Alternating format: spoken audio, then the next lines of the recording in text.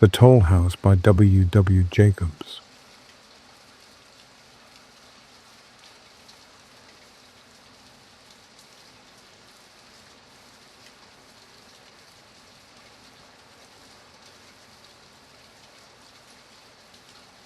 "It's all nonsense," said Jack Barnes. "Of course people have died in the house. People die in every house. As for the noises, wind in the chimney and rats in the wainscot are very convincing to a nervous man. Give me another cup of tea, Meagle." "Lester and White are first," said Meagle, who was presiding at the tea table of the Three Feathers Inn. "You've had two."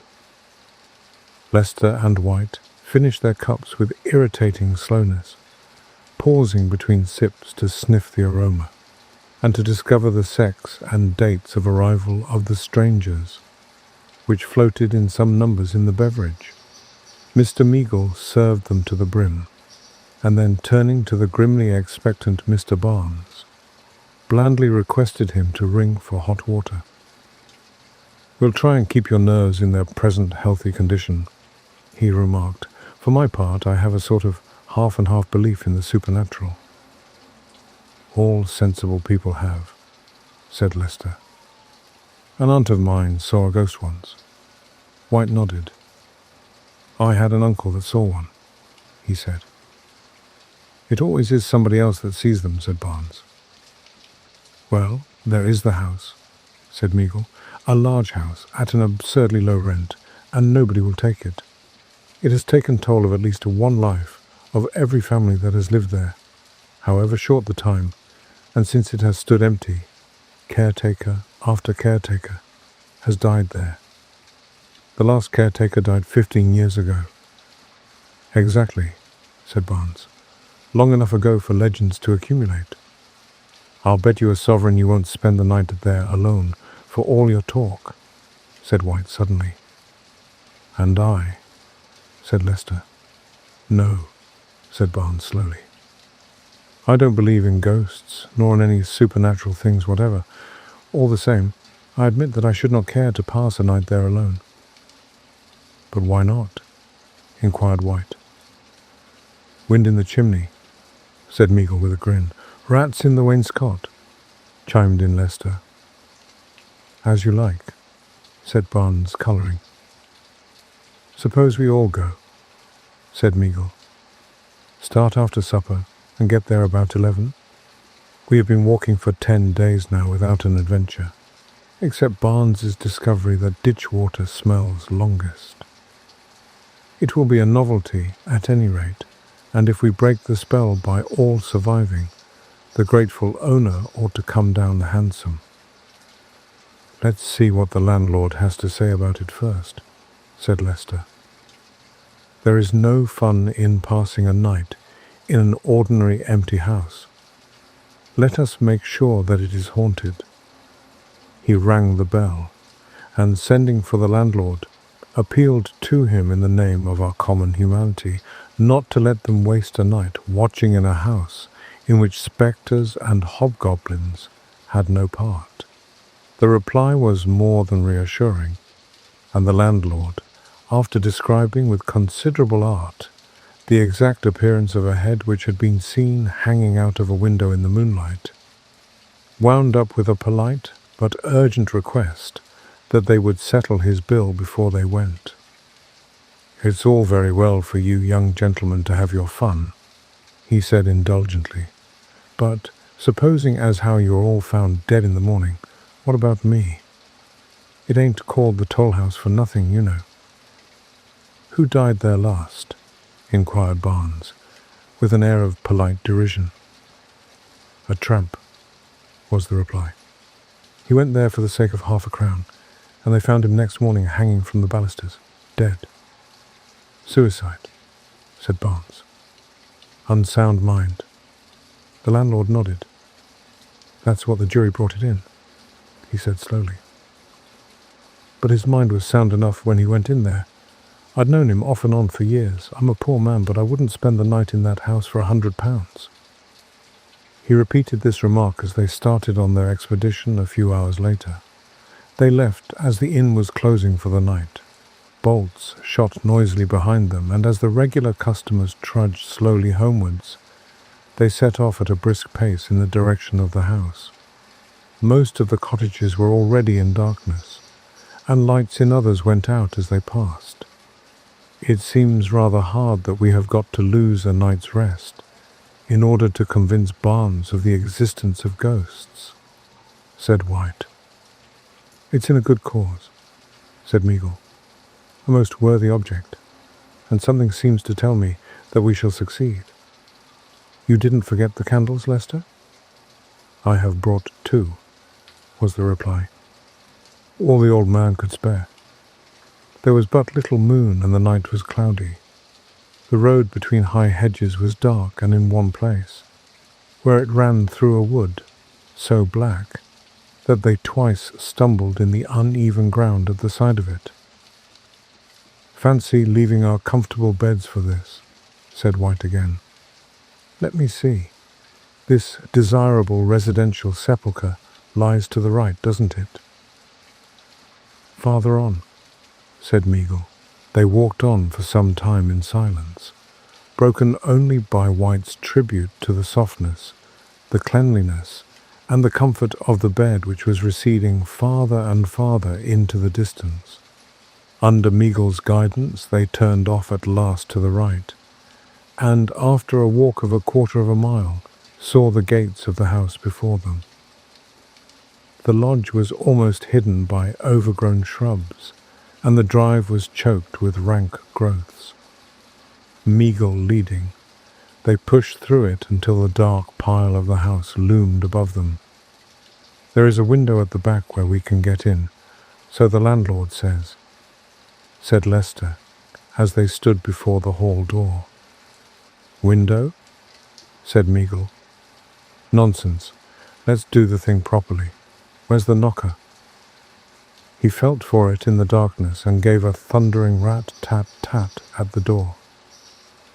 Don't play the fool, said Barnes crossly. Ghostly servants are all asleep, said Meagle gravely. But I'll wake them up before I've done with them. It's scandalous keeping us out here in the dark. He plied the knocker again, and the noise volleyed in the emptiness beyond. Then with a sudden exclamation, he put out his hands and stumbled forward. Why, it was open all the time, he said with an odd catch in his voice. Come on. I don't believe it was open, said Lester, hanging back. Somebody is playing us a trick. Nonsense, said Meagle sharply. Give me a candle. Thanks. Who's got a match? Barnes produced a box and struck one, and Meagle, shielding the candle with his hand, led the way forward to the foot of the stairs. Shut the door, somebody, he said. There's too much draught. It is shut, said White, glancing behind him. Meagle fingered his chin. Who shut it? He inquired, looking from one to the other. Who came in last? I did, said Lester. But I don't remember shutting it. Perhaps I did, though. Meagle, about to speak, thought better of it, and still carefully guarding the flame, began to explore the house, with the others close behind. Shadows danced on the walls and lurked in the corners as they proceeded. At the end of the passage they found a second staircase, and ascending it, slowly gained the first floor. Careful, said Meagle, as they gained the landing. He held the candle forward and showed where the balusters had broken away. Then he peered curiously into the void beneath. This is where the tramp hanged himself, I suppose, he said thoughtfully. You've got an unwholesome mind, said White as they walked on. This place is quite creepy enough, without you remembering that. Now, let's find a comfortable room, and have a little nip of whiskey apiece and a pipe. How will this do? He opened a door at the end of the passage, and revealed a small, square room. Meagle led the way with the candle, and first melting a drop or two of tallow, stuck it on the mantelpiece. The others seated themselves on the floor and watched pleasantly as White drew from his pocket a small bottle of whiskey and a tin cup. I've forgotten the water," he exclaimed. "I'll soon get some," said Meagle. He tugged violently at the bell handle, and the rusty jangling of a bell sounded from a distant kitchen. He rang again. "Don't play the fool," said Barnes roughly. Meagle laughed. "I only wanted to convince you," he said kindly. "There ought to be at any rate one ghost in the servants' hall." Barnes held up his hand for silence. "Yes?" said Meagle, with a grin at the other two. "Is anybody coming?" "Suppose we drop this game and go back?" said Barnes suddenly. "I don't believe in spirits, but nerves are outside anybody's command. You may laugh as you like, but it really seemed to me that I heard a door open below and steps on the stairs." His voice was drowned in a roar of laughter. "He is coming round," said Meagle with a smirk. "By the time I have done with him, he will be a confirmed believer." "Well, who will go and get some water? Will you, Barnes?" "No," was the reply. "If there is any, it might not be safe to drink after all these years," said Lester. "We must do without it." Meagle nodded, and taking a seat on the floor, held out his hand for the cup. Pipes were lit, and the clean, wholesome smell of tobacco filled the room. White produced a pack of cards. Talk and laughter rang through the room, and died away reluctantly in distant corridors. "Empty rooms always delude me into the belief that I possess a deep voice," said Meagle. "Tomorrow I—" He started up with a smothered exclamation as the light went out suddenly, and something struck him on the head. The others sprang to their feet. Then Meagle laughed. "It's the candle," he exclaimed. "I didn't stick it enough." Barnes struck a match, and relighting the candle, stuck it on the mantelpiece, and sitting down took up his cards again. "What was I going to say?" said Meagle. "Oh, I know. Tomorrow I—" "Listen," said White, laying his hand on the other's sleeve. "Upon my word, I really thought I heard a laugh." "Look here," said Barnes. "What do you say to going back? I've had enough of this. I keep fancying that I hear things too, sounds of something moving about in the passage outside.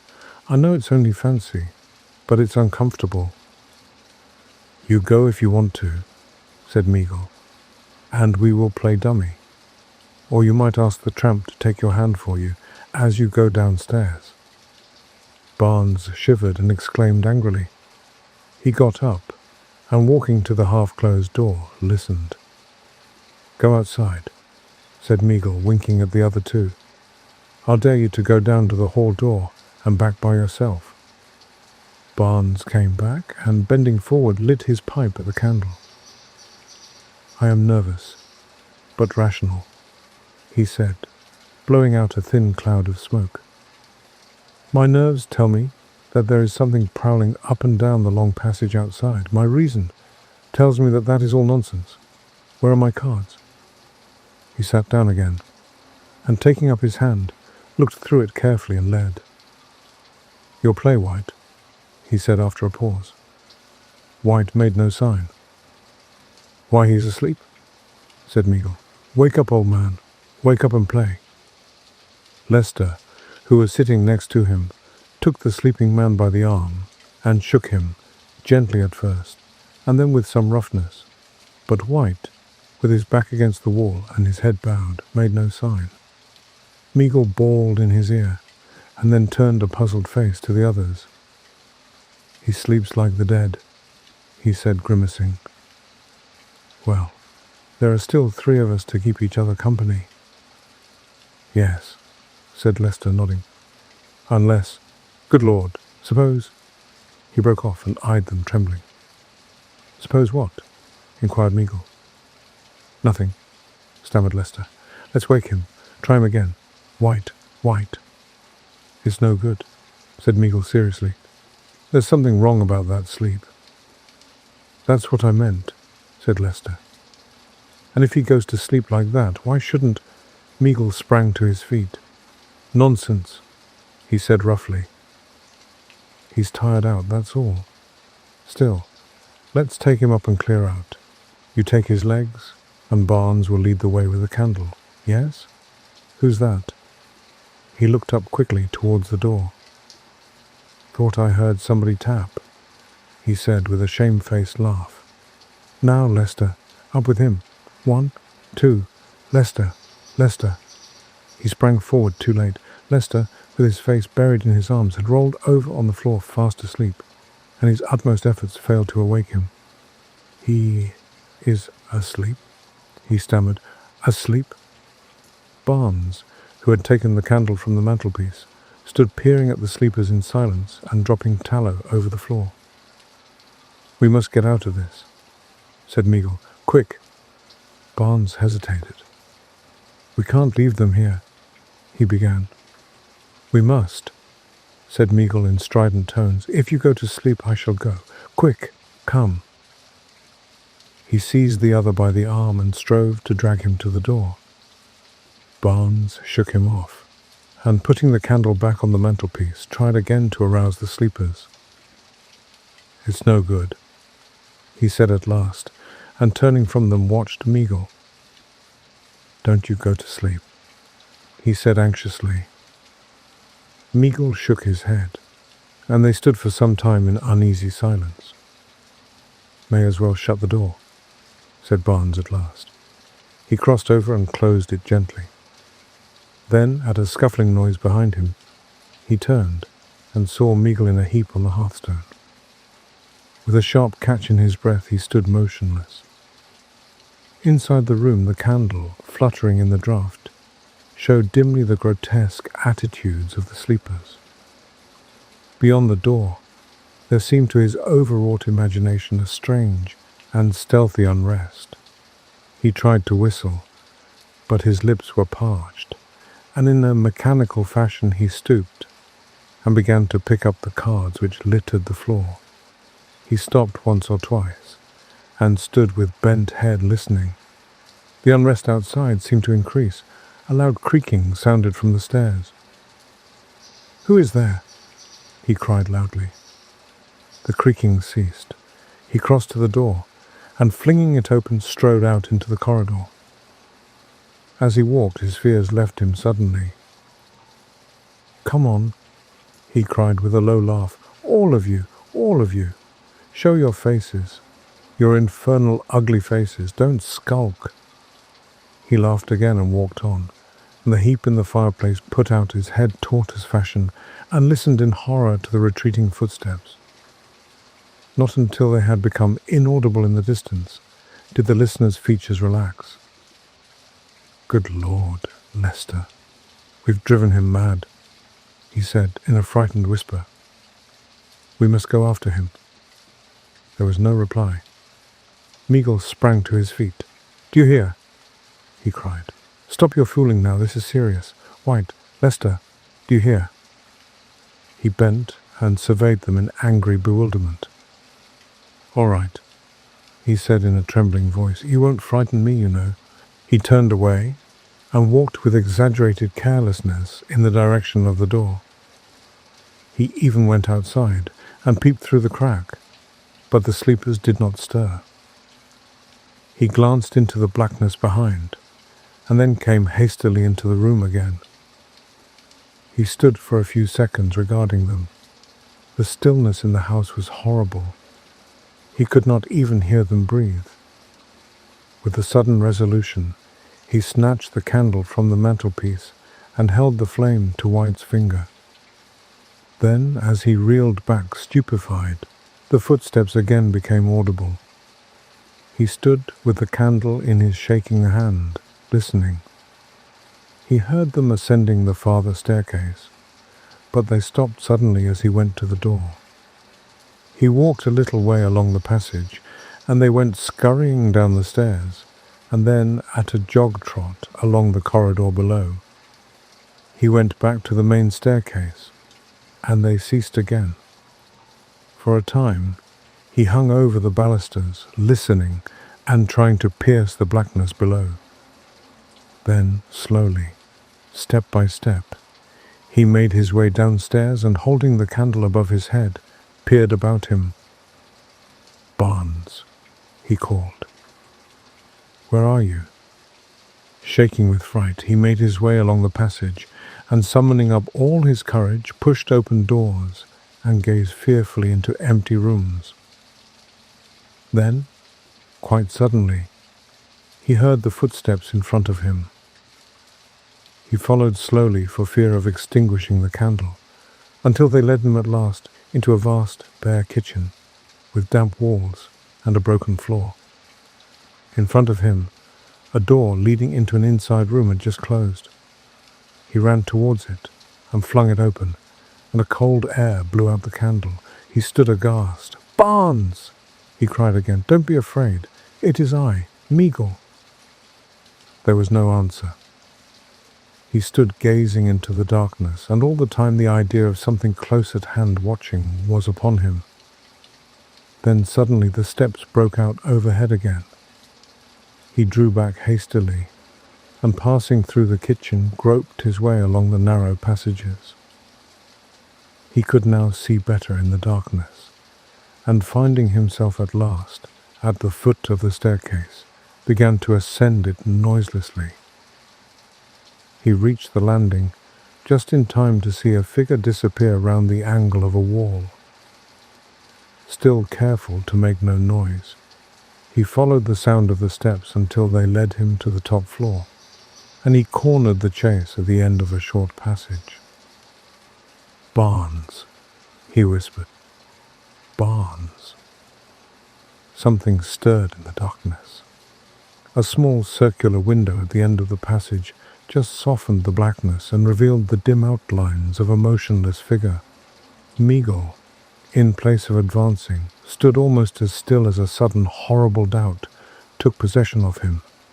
With his eyes fixed on the shape in front, he fell back slowly, and as it advanced upon him, burst into a terrible cry.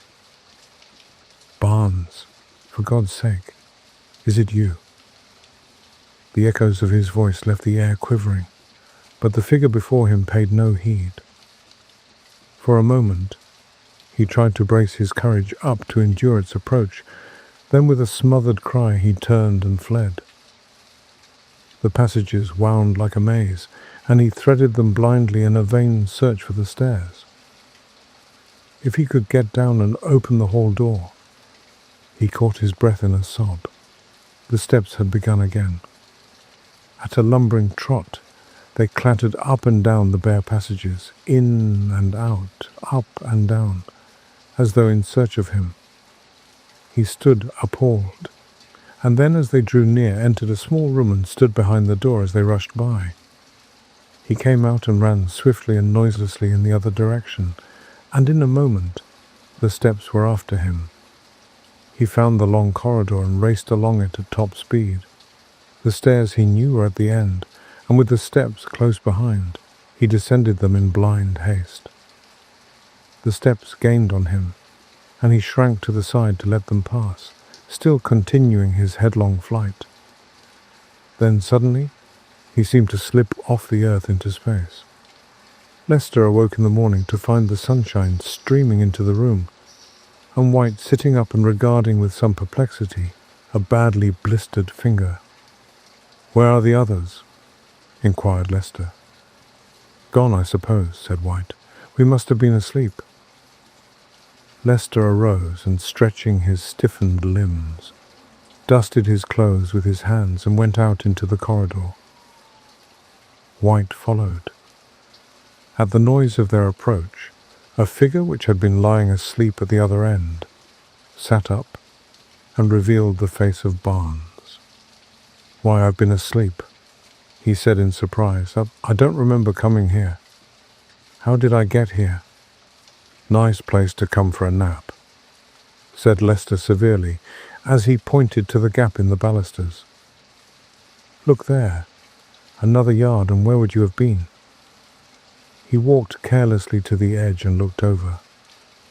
In response to his startled cry, the others drew near, and all three stood staring at the dead man below. "Oh, whistle, and I'll come to you, my lad," by M.R. James. "I suppose you will be getting away pretty soon. Now full term is over, Professor," said a person, not in the story to the professor of ontography, soon after they had sat down next to each other at a feast in the hospitable hall of St. James's College. The professor was young, neat, and precise in speech. "Yes," he said. "My friends have been making me take up golf this term, and I mean to go to the East Coast, in point of fact to Burnstow, I dare say you know it, for a week or 10 days, to improve my game. I hope to get off tomorrow." "Oh, Parkins," said his neighbour on the other side, "if you are going to Burnstow, I wish you would look at the site of the Templars' preceptory, and let me know if you think it would be any good to have a dig there in the summer." It was, as you might suppose, a person of antiquarian pursuits who said this, but since he merely appears in this prologue, there is no need to give his entitlements. "Certainly," said Parkins the professor. "If you will describe to me whereabouts the site is, I will do my best to give you an idea of the lie of the land when I get back. Or I could write to you about it, if you would tell me where you are likely to be. Don't trouble to do that, thanks. It's only that I'm thinking of taking my family in that direction in the long, and it occurred to me that as very few of the English preceptories have ever been properly planned, I might have an opportunity of doing something useful on off days." The professor rather sniffed at the idea that planning out a preceptory could be described as useful. His neighbour continued, "The site, I doubt if there is anything showing above ground, must be down quite close to the beach now. The sea has encroached tremendously, as you know, all along the bit of coast. I should think from the map that it must be about 3/4 of a mile from the Globe Inn, at the north end of the town. Where are you going to stay?" "Well, at the Globe Inn, as a matter of fact," said Parkins. "I have engaged a room there. I couldn't get in anywhere else. Most of the lodging houses are shut up in winter, it seems, and, as it is, they tell me that the only room of any size I can have is really a double-bedded one, and that they haven't a corner in which to store the other bed and so on. But I must have a fairly large room, for I'm taking some books down and mean to do a bit of work. And though I don't quite fancy having an empty bed, not to speak of two, in what I may call for the time being my study, I suppose I can manage to rough it for the short time I shall be there." "Do you call having an extra bed in your room roughing it, Parkins?" said a bluff person opposite. "Look here, I shall come down and occupy it for a bit. It'll be company for you." The professor quivered, but managed to laugh in a courteous manner. "By all means, Rogers. There's nothing I should like better, but I'm afraid you would find it rather dull. You don't play golf, do you?" "No, thank heaven," said rude Mr. Rogers. "Well, you see, when I'm not writing, I shall most likely be out on the links, and that, as I say, would be rather dull for you, I'm afraid." "Oh, I don't know. There's certain to be somebody I know in the place, but of course, if you don't want me, speak the word, Parkins. I shan't be offended. Truth, as you always tell us, is never offensive."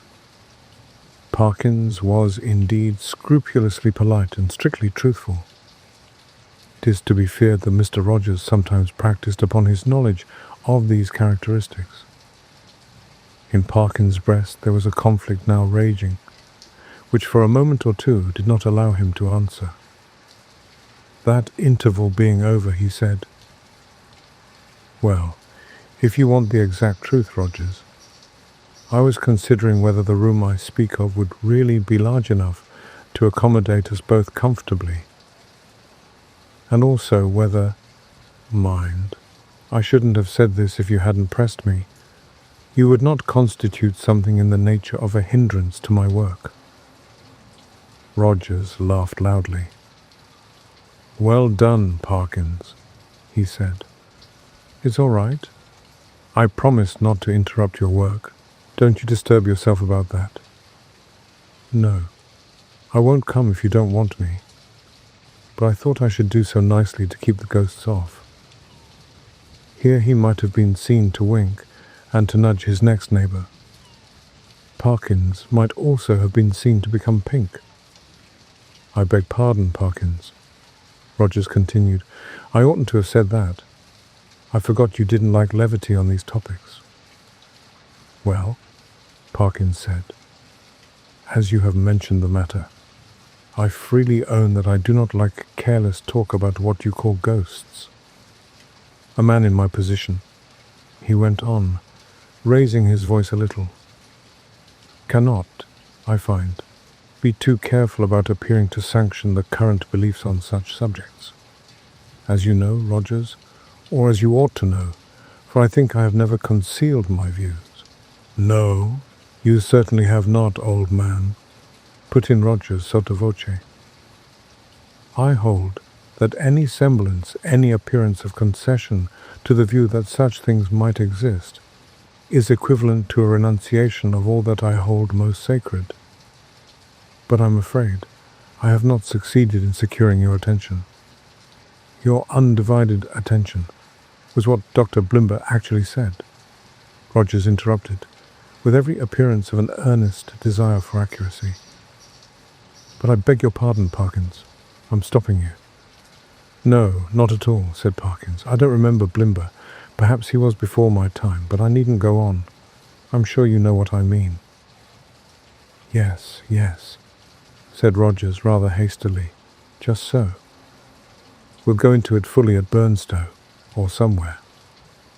In repeating the above dialogue, I have tried to give the impression which it made on me, that Parkins was something of an old woman, rather hen-like, perhaps, in his little ways, totally destitute, alas, of the sense of humour, but at the same time dauntless and sincere in his convictions, and a man deserving of the greatest respect. Whether or not the reader has gathered so much, that was the character which Parkins had. On the following day, Parkins did, as he had hoped, succeed in getting away from his college, and in arriving at Burnstow. He was made welcome at the Globe Inn, was safely installed in the large, double-bedded room of which we have heard, and was able before retiring to rest to arrange his materials for work in apple pie, order upon a commodious table which occupied the outer end of the room and was surrounded on 3 sides by windows looking out seaward. That is to say, the central window looked straight out to sea, and those on the left and right commanded prospects along the shore to the north and south respectively. On the south, you saw the village of Burnstow. On the north, no houses were to be seen, but only the beach and the low cliff backing it. Immediately in front was a strip, not considerable, of rough grass dotted with old anchors, capstans and so forth. Then a broad path. Then the beach. Whatever may have been the original distance between the Globe Inn and the sea, not more than 60 yards now separated them.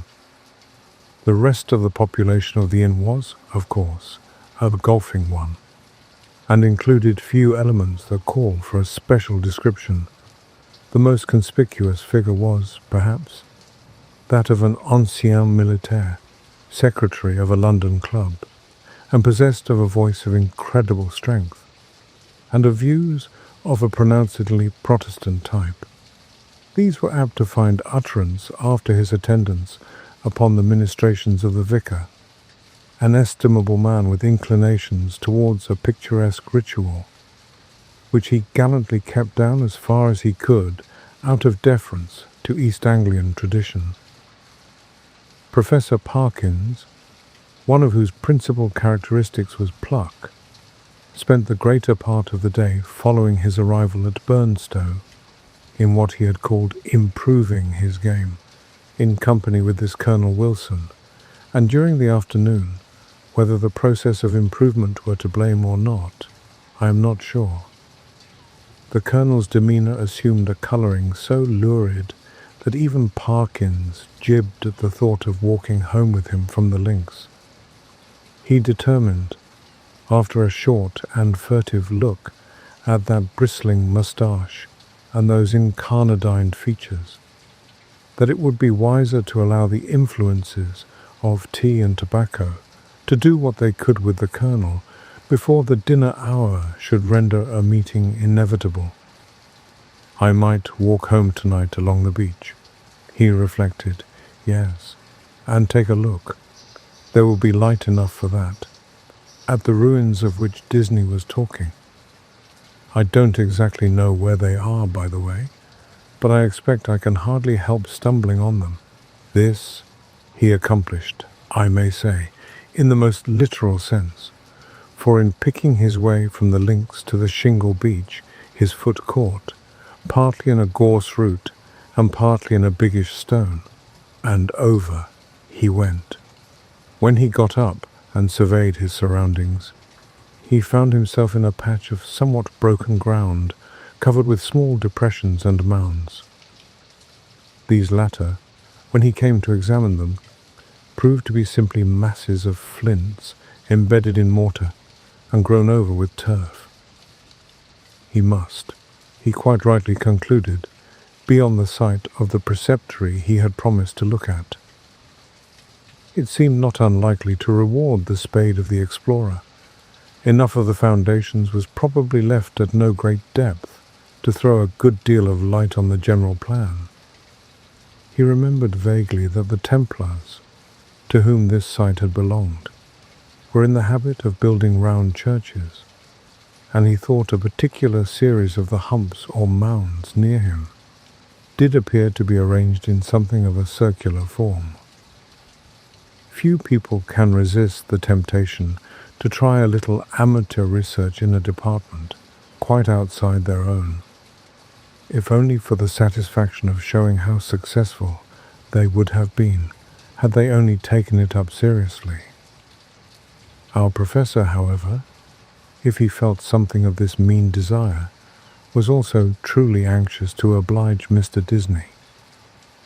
So he paced with care the circular area he had noticed, and wrote down its rough dimensions in his pocketbook. Then he proceeded to examine an oblong eminence which lay east of the centre of the circle, and seemed to his thinking likely to be the base of a platform or altar. At one end of it, the northern, a patch of the turf was gone, removed by some boy or other creature ferae naturae. It might, he thought, be as well to probe the soil here for evidences of masonry, and he took out his knife and began scraping away the earth. And now followed another little discovery. A portion of soil fell inward as he scraped, and disclosed a small cavity. He lighted one match after another to help him to see of what nature the hole was, but the wind was too strong for them all. By tapping and scratching the sides with his knife, however, he was able to make out that it must be an artificial hole in masonry. It was rectangular, and the sides, top and bottom, if not actually plastered, were smooth and regular. Of course it was empty. No. As he withdrew the knife, he heard a metallic clink, and when he introduced his hand, it met with a cylindrical object lying on the floor of the hole. Naturally enough, he picked it up, and when he brought it into the light, now fast fading, he could see that it, too, was of man's making, a metal tube about 4 inches long, and evidently of some considerable age. By the time Parkins had made sure that there was nothing else in this odd receptacle, it was too late and too dark for him to think of undertaking any further search. What he had done had proved so unexpectedly interesting that he determined to sacrifice a little more of the daylight on the morrow to archaeology. The object which he now had safe in his pocket was bound to be of some slight value at least, he felt sure. Bleak and solemn was the view on which he took a last look before starting homeward.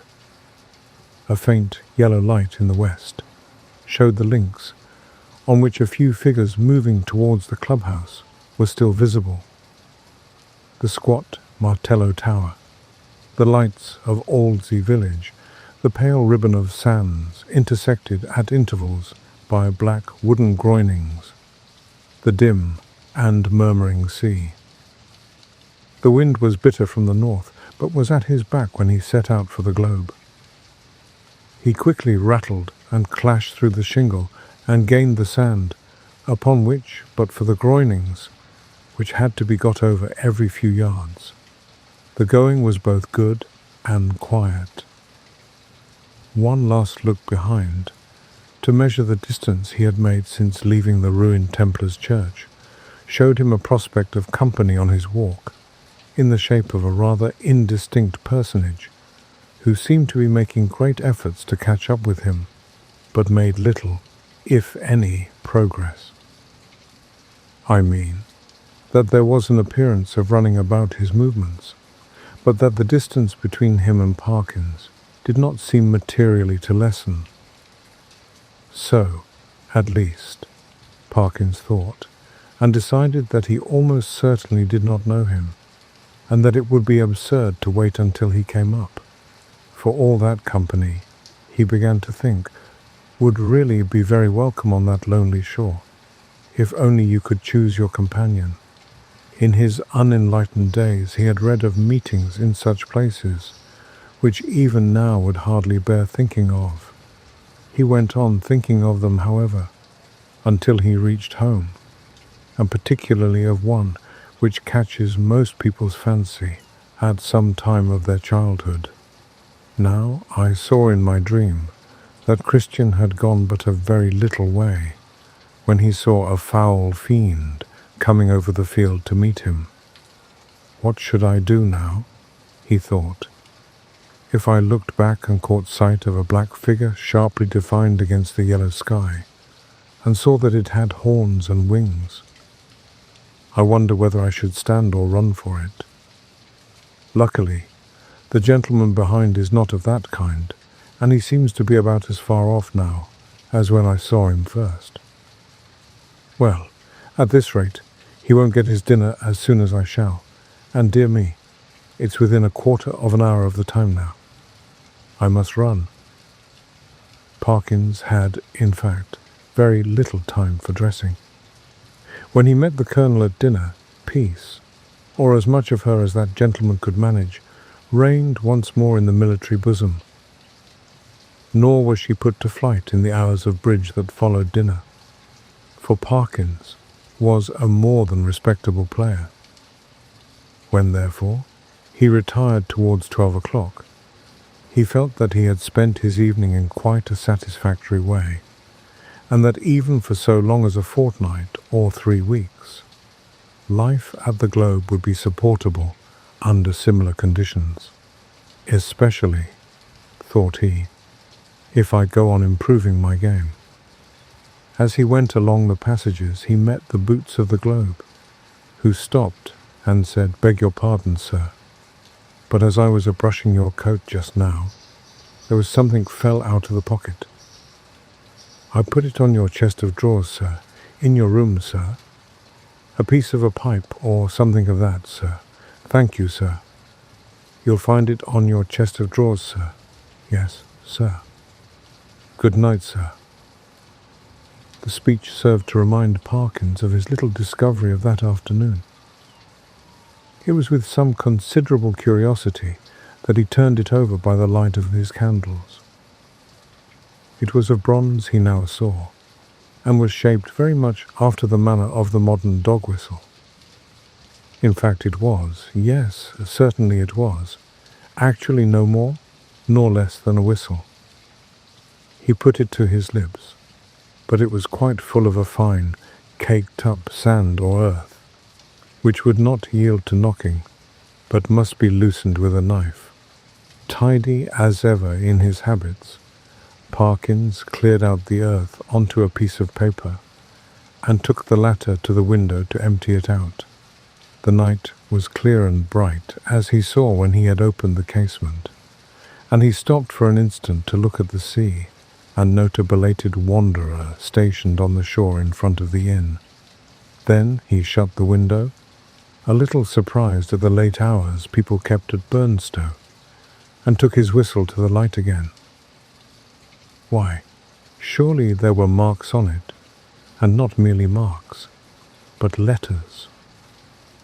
A very little rubbing rendered the deeply cut inscription quite legible, but the professor had to confess, after some earnest thought, that the meaning of it was as obscure to him as the writing on the wall to Belshazzar. There were legends both on the front and on the back of the whistle. The one read thus: Fla fer bis fle. The other: Quis est iste qui venit. I ought to be able to make it out, he thought, but I suppose I am a little rusty in my Latin. When I come to think of it, I don't believe I even know the word for a whistle. The long one does seem simple enough. It ought to mean, who is this who is coming? Well, the best way to find out is evidently to whistle for him. He blew tentatively and stopped suddenly, startled, and yet pleased at the note he had elicited. It had a quality of infinite distance in it, and, soft as it was, he somehow felt it must be audible for miles round. It was a sound, too, that seemed to have the power, which many scents possess, of forming pictures in the brain. He saw quite clearly for a moment a vision of a wide, dark expanse at night, with a fresh wind blowing, and in the midst a lonely figure. How employed, he could not tell. Perhaps he would have seen more had not the picture been broken by the sudden surge of a gust of wind against his casement, so sudden that it made him look up, just in time to see the white glint of a seabird's wing somewhere outside the dark panes. The sound of the whistle had so fascinated him that he could not help trying it once more, this time more boldly. The note was little, if at all, louder than before, and repetition broke the illusion. No picture followed, as he had half hoped it might. But what is this? Goodness, what force the wind can get up in a few minutes. What a tremendous gust. There, I knew that window fastening was no use. Ah, I thought so. Both candles out. It is enough to tear the room to pieces. The first thing was to get the window shut. While you might count 20, Parkins was struggling with the small casement, and felt almost as if he were pushing back a sturdy burglar, so strong was the pressure. It slackened all at once, and the window banged to and latched itself. Now to relight the candles and see what damage, if any, had been done. No, nothing seemed amiss. No glass even was broken in the casement. But the noise had evidently roused at least one member of the household. The colonel was to be heard stumping in his stockinged feet on the floor above, and growling. Quickly as it had risen, the wind did not fall at once. On it went, moaning and rushing past the house, at times rising to a cry so desolate that, as Parkins disinterestedly said, it might have made fanciful people feel quite uncomfortable. Even the unimaginative, he thought after a quarter of an hour, might be happier without it.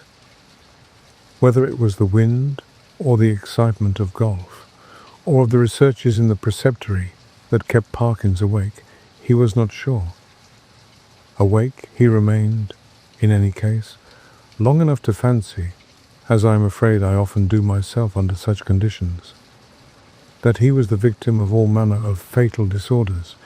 He would lie counting the beats of his heart, convinced that it was going to stop work every moment, and would entertain grave suspicions of his lungs, brain, liver, etc., suspicions which he was sure would be dispelled by the return of daylight, but which until then refused to be put aside. He found a little vicarious comfort in the idea that someone else was in the same boat. A near neighbour, in the darkness it was not easy to tell his direction, was tossing and rustling in his bed, too. The next stage was that Parkins shut his eyes and determined to give sleep every chance. Here again, overexcitement asserted itself in another form, that of making pictures. Experto creed, pictures do come to the closed eyes of one trying to sleep, and are often so little to his taste that he must open his eyes and disperse them. Parkins' experience on this occasion was a very distressing one. He found that the picture which presented itself to him was continuous. When he opened his eyes, of course, it went, but when he shut them once more, it framed itself afresh and acted itself out again, neither quicker nor slower than before. What he saw was this: a long stretch of shore, shingle edged by sand, and intersected at short intervals with black groins running down to the water. A scene, in fact, so like that of his afternoon's walk that, in the absence of any landmark, it could not be distinguished therefrom. The light was obscure, conveying an impression of gathering storm, late winter evening, and slight cold rain. On this bleak stage at first no actor was visible. Then, in the distance, a bobbing black object appeared. A moment more, and it was a man running, jumping, clambering over the groins, and every few seconds looking eagerly back. The nearer he came, the more obvious it was that he was not only anxious, but even terribly frightened, though his face was not to be distinguished.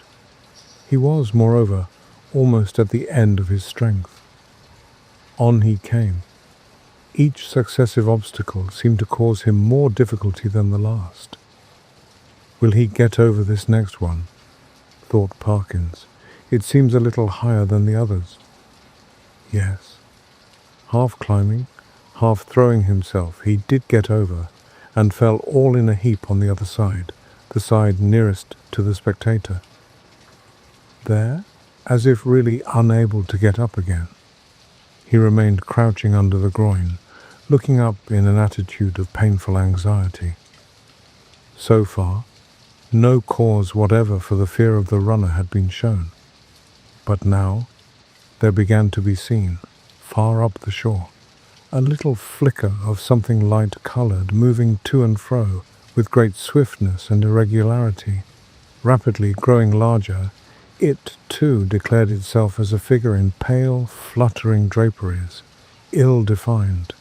There was something about its motion which made Parkins very unwilling to see it at close quarters. It would stop, raise arms, bow itself towards the sand, then run stooping across the beach to the water edge and back again, and then, rising upright, once more continue its course forward at a speed that was startling and terrifying.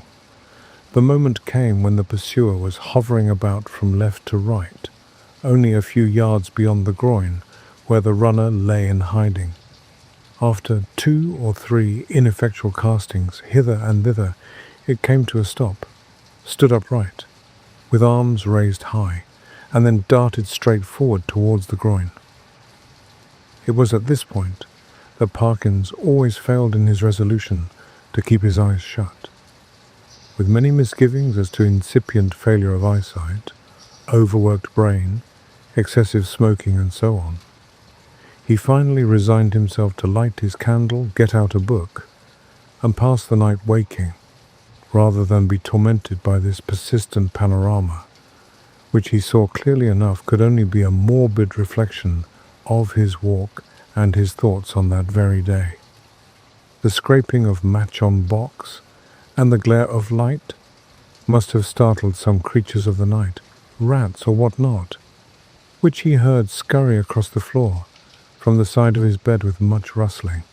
Dear, dear, the match is out. Fool that it is. But the second one burnt better, and a candle and book were duly procured, over which Parkins pored till sleep of a wholesome kind came upon him, and that in no long space. For about the first time in his orderly and prudent life, he forgot to blow out the candle, and when he was called next morning at 8, there was still a flicker in the socket, and a sad mess of guttered grease on the top of the little table. After breakfast, he was in his room, putting the finishing touches to his golfing costume. Fortune had again allotted the Colonel to him for a partner, when one of the maids came in. "Oh, if you please," she said. "Would you like any extra blankets on your bed, sir?" "Ah, thank you," said Parkins. "Yes, I think I should like one. It seems likely to turn rather colder." In a very short time the maid was back with a blanket. "Which bed should I put it on, sir?" she asked. "What? Why, that one. The one I slept in last night," he said, pointing to it. "Oh, yes. I beg your pardon, sir, but you seem to have tried both of them. Leastways, we had to make 'em both up this morning." "Really? How very absurd," said Parkins. "I certainly never touched the other except to lay some things on it." "Did it actually seem to have been slept in?" "Oh, yes, sir," said the maid. "Why, all the things was crumpled and throwed about all ways, if you'll excuse me, sir. Quite as if anyone hadn't passed but a very poor night, sir." "Dear me," said Parkins. "Well, I may have disordered it more than I thought when I unpacked my things. I'm very sorry to have given you the extra trouble, I'm sure. I expect a friend of mine soon, by the way, a gentleman from Cambridge, to come and occupy it for a night or two. That will be all right, I suppose, won't it?" "Oh, yes, to be sure, sir. Thank you, sir. It's no trouble, I'm sure," said the maid, and departed to giggle with her colleagues. Parkins set forth, with a stern determination to improve his game. I am glad to be able to report that he succeeded so far in this enterprise, that the Colonel, who had been rather repining at the prospect of a second day's play in his company, became quite chatty as the morning advanced, and his voice boomed out over the flats, as certain also of our own minor poets have said, like some great Borden in a minster tower. "Extraordinary wind that we had last night," he said. "In my old home we should have said someone had been whistling for it." "Should you, indeed?" said Parkins. "Is there a superstition of that kind still current in your part of the country?" "I don't know about superstition," said the Colonel. "They believe in it all over Denmark and Norway, as well as on the Yorkshire coast. And my experience is, mind you, that there's generally something at the bottom of what these country folk hold to, and have held to for generations. But it's your drive." When conversation was resumed, Parkins said with a slight hesitancy, "Apropos of what you were saying just now, Colonel, I think I ought to tell you that my own views on such subjects are very strong. I am, in fact, a convinced disbeliever in what is called the supernatural." "What?" said the Colonel. "Do you mean to tell me you don't believe in second sight or ghosts or anything of that kind?" "In nothing whatever of that kind," returned Parkins firmly. "Well," said the Colonel, But it appears to me at that rate, sir, that you must be little better than a Sadducee."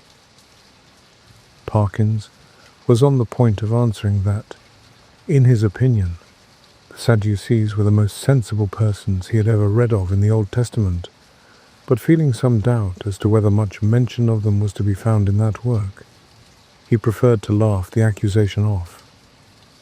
"Perhaps I am," he said. "But, here, give me my clique, boy.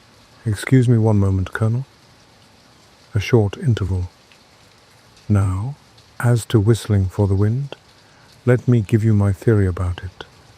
The laws which govern winds are really not at all perfectly known.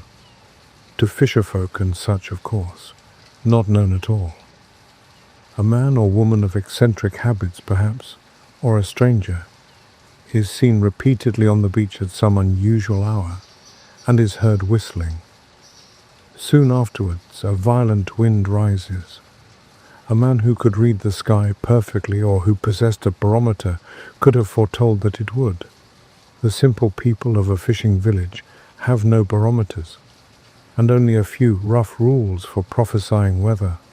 What more natural than that the eccentric personage I postulated should be regarded as having raised the wind, or that he or she should clutch eagerly at the reputation of being able to do so?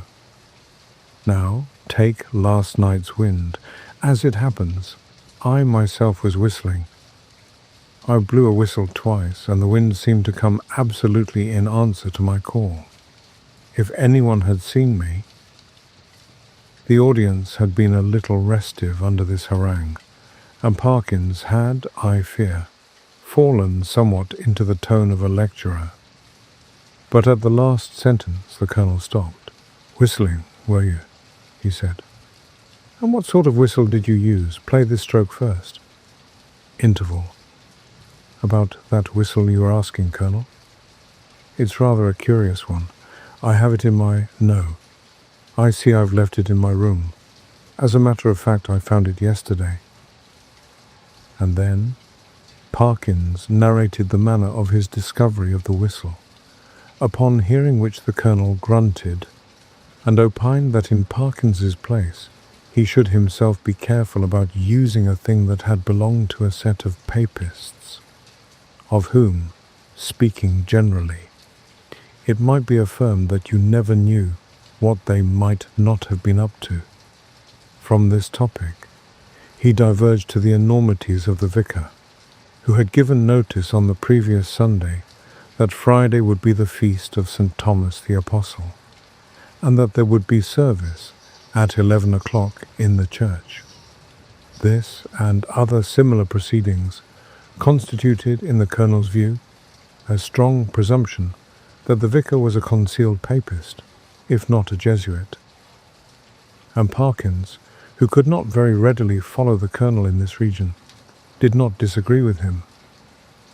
In fact, they got on so well together in the morning that there was no talk on either side of their separating after lunch.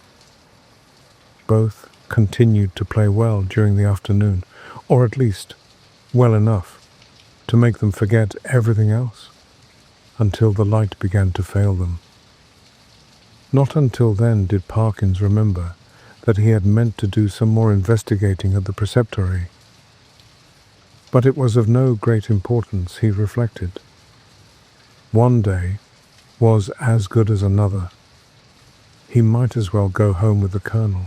As they turned the corner of the house, the Colonel was almost knocked down by a boy, who rushed into him at the very top of his speed, and then, instead of running away, remained hanging on to him and panting.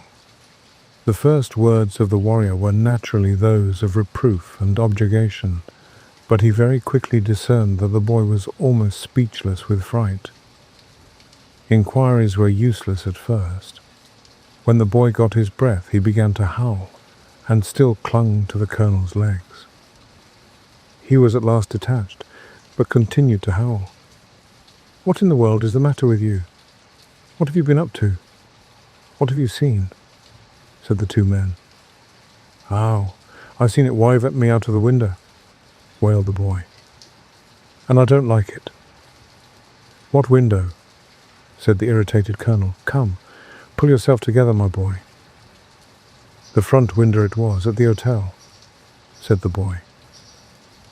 At this point, Parkins was in favor of sending the boy home, but the colonel refused. He wanted to get to the bottom of it, he said. It was most dangerous to give a boy such a fright as this one had had, and if it turned out that people had been playing jokes, they should suffer for it in some way. And by a series of questions he made out this story. The boy had been playing about on the grass in front of the globe with some others. Then they had gone home to their teas, and he was just going when he happened to look up at the front window and see it arriving at him. It seemed to be a figure of some sort in white as far as he knew. Couldn't see its face. But it wived at him, and it warn't a right thing. Not to say not a right person. Was there a light in the room? No, he didn't think to look if there was a light. Which was the window? Was it the top one or the second one? The second one it was, the big window, what got two little uns at the sides. "Very well, my boy," said the colonel, after a few more questions. "You run away home now. I expect it was some person trying to give you a start. Another time, like a brave English boy, you just throw a stone. Well, no, not that exactly. But you go and speak to the waiter, or to Mr. Simpson, the landlord, and say that I advised you to do so." The boy's face expressed some of the doubt he felt as to the likelihood of Mr. Simpson's lending a favourable ear to his complaint. But the colonel did not appear to perceive this, and went on. "And here's a sixpence. No, I see it's a shilling, and you be off home, and don't think any more about it." The youth hurried off with agitated thanks, and the colonel and Parkins went round to the front of the globe and reconnoitred. There was only one window answering to the description they had been hearing. "Well, that's curious," said Parkins. "It's evidently my window the lad was talking about. Will you come up for a moment, Colonel Wilson? We ought to be able to see if anyone has been taking liberties in my room." They were soon in the passage, and Parkins made as if to open the door. Then he stopped and felt in his pockets. "This is more serious than I thought," was his next remark. "I remember now that before I started this morning I locked the door. It is locked now, and what is more, here is the key." And he held it up. "Now," he went on, "if the servants are in the habit of going into one's room during the day when one is away, I can only say that I don't approve of it at all." Conscious of a somewhat weak climax, he busied himself in opening the door, which was indeed locked, and in lighting candles. "No," he said, "nothing seems disturbed." "Except your bed," put in the colonel. "Excuse me, that isn't my bed," said Parkins. "I don't use that one. But it does look as if someone had been playing tricks with it." It certainly did. The clothes were bundled up and twisted together in a most tortuous confusion. Parkins pondered. "That must be it," he said at last. "I disordered the clothes last night in unpacking, and they haven't made it since. Perhaps they came in to make it, and that boy saw them through the window, and then they were called away and locked the door after them. Yes, I think that must be it." "Well, ring and ask," said the colonel, and this appealed to Parkins as practical. The maid appeared, and to make a long story short, deposed that she had made the bed in the morning when the gentleman was in the room, and hadn't been there since. No, she hadn't no other key. Mr. Simpson, he kept the keys. He'd be able to tell the gentleman if anyone had been up. This was a puzzle. Investigation showed that nothing of value had been taken, and Parkins remembered the disposition of the small objects on tables, and so forth, well enough to be pretty sure that no pranks had been played with them. Mr. and Mrs. Simpson furthermore agreed that neither of them had given the duplicate key of the room to any person whatever during the day. Nor could Parkins, fair-minded man as he was, detect anything in the demeanour of master, mistress, or maid that indicated guilt. He was much more inclined to think that the boy had been imposing on the Colonel. The latter was unwontedly silent and pensive at dinner and throughout the evening. When he bade good night to Parkins, he murmured in a gruff undertone, "You know where I am, if you want me during the night." "Why, yes. Thank you, Colonel Wilson. I think I do. But there isn't much prospect of my disturbing you, I hope. By the way," he added, "did I show you that old whistle I spoke of?"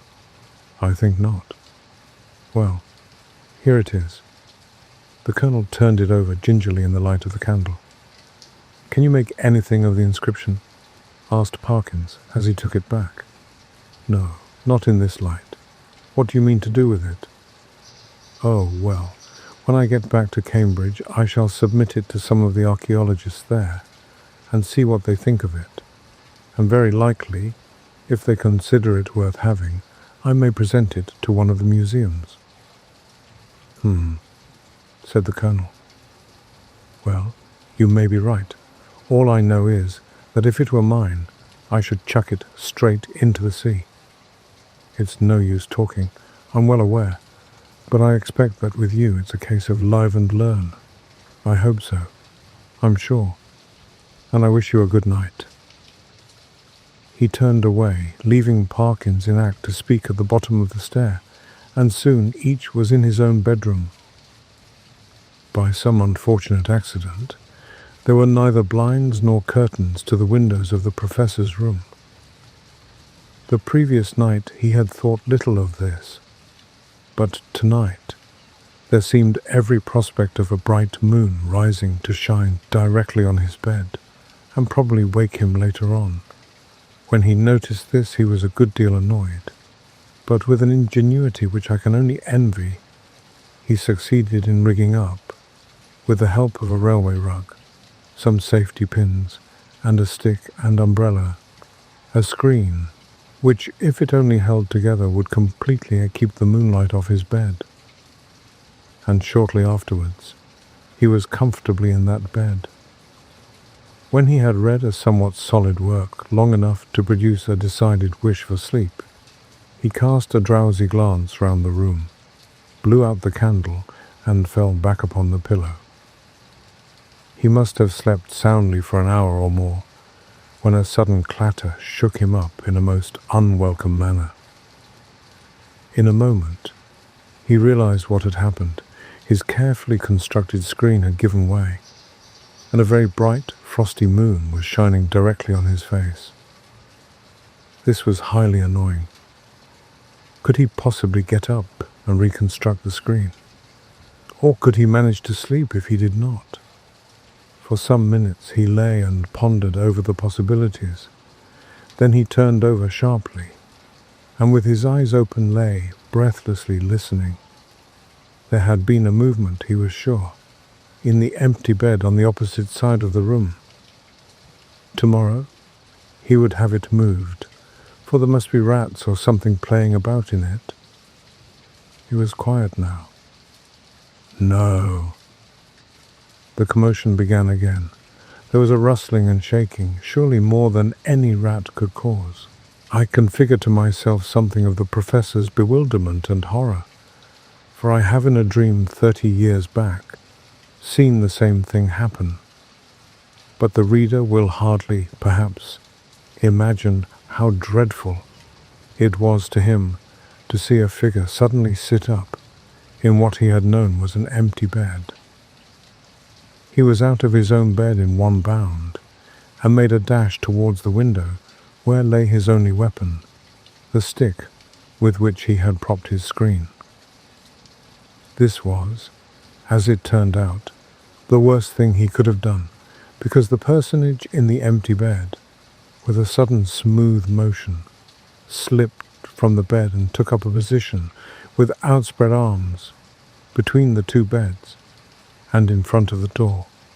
Parkins watched it in a horrid perplexity. Somehow, the idea of getting past it and escaping through the door was intolerable to him. He could not have borne, he didn't know why, to touch it, and as for its touching him, he would sooner dash himself through the window than have that happen. It stood for the moment in a band of dark shadow, and he had not seen what its face was like.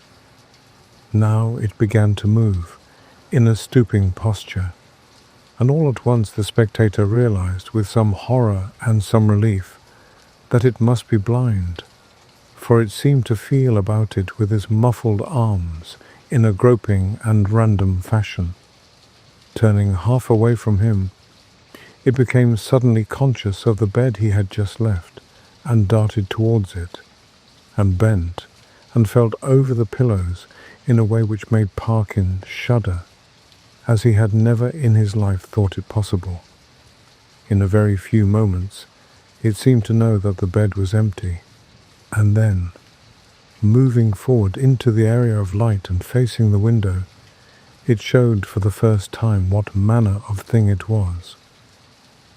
Parkins, who very much dislikes being questioned about it, did once describe something of it in my hearing, and I gathered that what he chiefly remembers about it is a horrible, an intensely horrible face of crumpled linen. What expression he read upon it he could not or would not tell, but that the fear of it went nigh to maddening him is certain. But he was not at leisure to watch it for long. With formidable quickness, it moved into the middle of the room, and, as it groped and waved, one corner of its draperies swept across Parkins's face. He could not, though he knew how perilous a sound was. He could not keep back a cry of disgust, and this gave the searcher an instant clue. It leapt towards him upon the instant, and the next moment he was halfway through the window backwards, uttering cry upon cry at the utmost pitch of his voice, and the linen face was thrust close into his own. At this, almost the last possible second, deliverance came, as you will have guessed. The Colonel burst the door open, and was just in time to see the dreadful group at the window. When he reached the figures, only one was left. Parkins sank forward into the room in a faint, and before him on the floor lay a tumbled heap of bedclothes.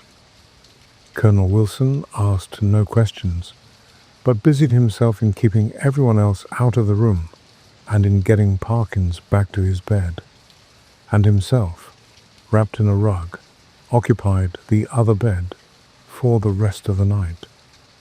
Early on the next day, Rogers arrived, more welcome than he would have been a day before, and the three of them held a very long consultation in the Professor's room.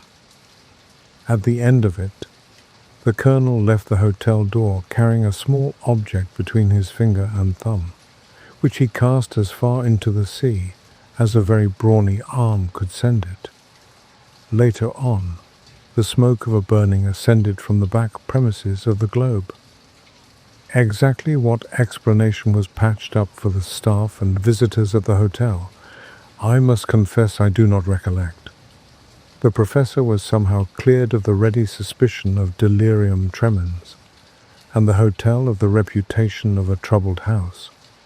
There is not much question as to what would have happened to Parkins if the Colonel had not intervened when he did. He would either have fallen out of the window or else lost his wits.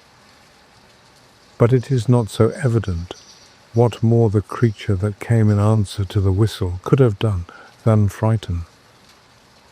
There seemed to be absolutely nothing material about it, save the bedclothes of which it had made itself a body. The Colonel, who remembered a not very dissimilar occurrence in India, was of the opinion that if Parkins had closed with it, it could really have done very little, and that its one power was that of frightening. The whole thing, he said, served to confirm his opinion of the Church of Rome. There is really nothing more to tell, but as you may imagine, the professor's views on certain points are less clear-cut than they used to be. His nerves, too, have suffered. He cannot even now see a surplice hanging on a door quite unmoved, and the spectacle of a scarecrow in a field late on a winter afternoon has cost him more than one sleepless night.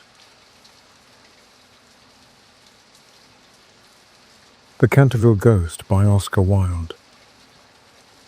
When Mr. Hiram B. Otis, the American minister, bought Canterville Chase, everyone told him he was doing a very foolish thing, as there was no doubt at all that the place was haunted. Indeed, Lord Canterville himself, who was a man of the most punctilious honour, had felt it his duty to mention the fact to Mr. Otis when they came to discuss terms. "We have not cared to live in the place ourselves," said Lord Canterville, "since my grandaunt, the Dowager Duchess of Bolton, was frightened into a fit, from which she never really recovered, by two skeleton hands being placed on her shoulders as she was dressing for dinner.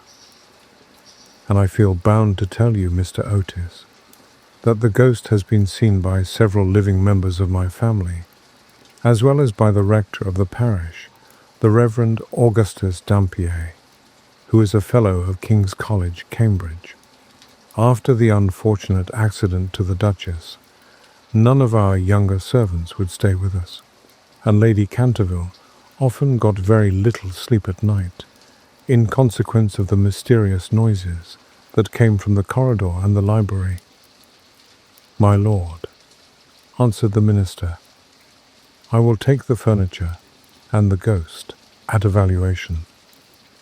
I have come from a modern country where we have everything that money can buy, and with all our spry young fellows painting the old world red and carrying off your best actors and prima donnas, I reckon that if there were such a thing as a ghost in Europe, we'd have it at home in a very short time in one of our public museums, or on the road as a show."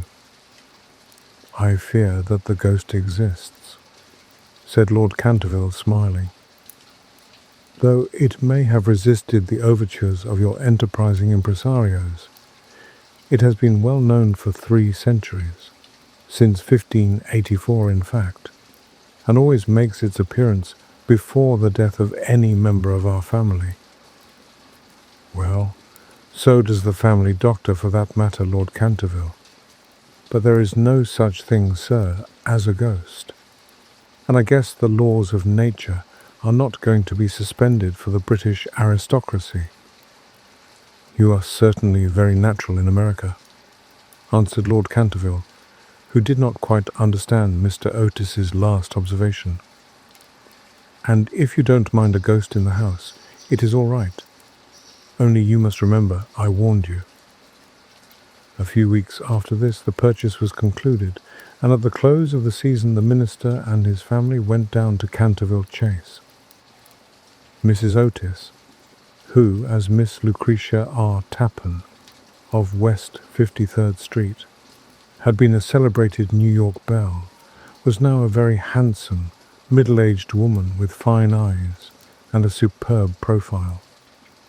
Many American ladies, on leaving their native land, adopt an appearance of chronic ill health, under the impression that it is a form of European refinement, but Mrs. Otis had never fallen into this error. She had a magnificent constitution and a really wonderful amount of animal spirits. Indeed, in many respects, she was quite English, and was an excellent example of the fact that we have really everything in common with America nowadays, except, of course, language. Her eldest son, christened Washington by his parents in a moment of patriotism which he never ceased to regret, was a fair-haired, rather good-looking young man who had qualified himself for American diplomacy by leading the German at the Newport Casino for 3 successive seasons, and even in London was well known as an excellent dancer. Gardenias and the peerage were his only weaknesses. Otherwise he was extremely sensible. Miss Virginia E. Otis was a little girl of 15, lithe and lovely as a fawn, and with a fine freedom in her large blue eyes.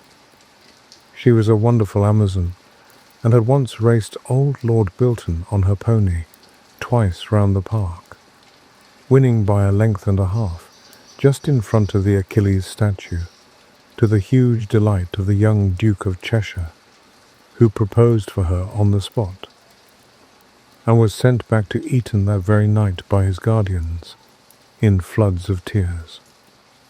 After Virginia came the twins, who were usually called the Star and Stripes, as they were always getting swished.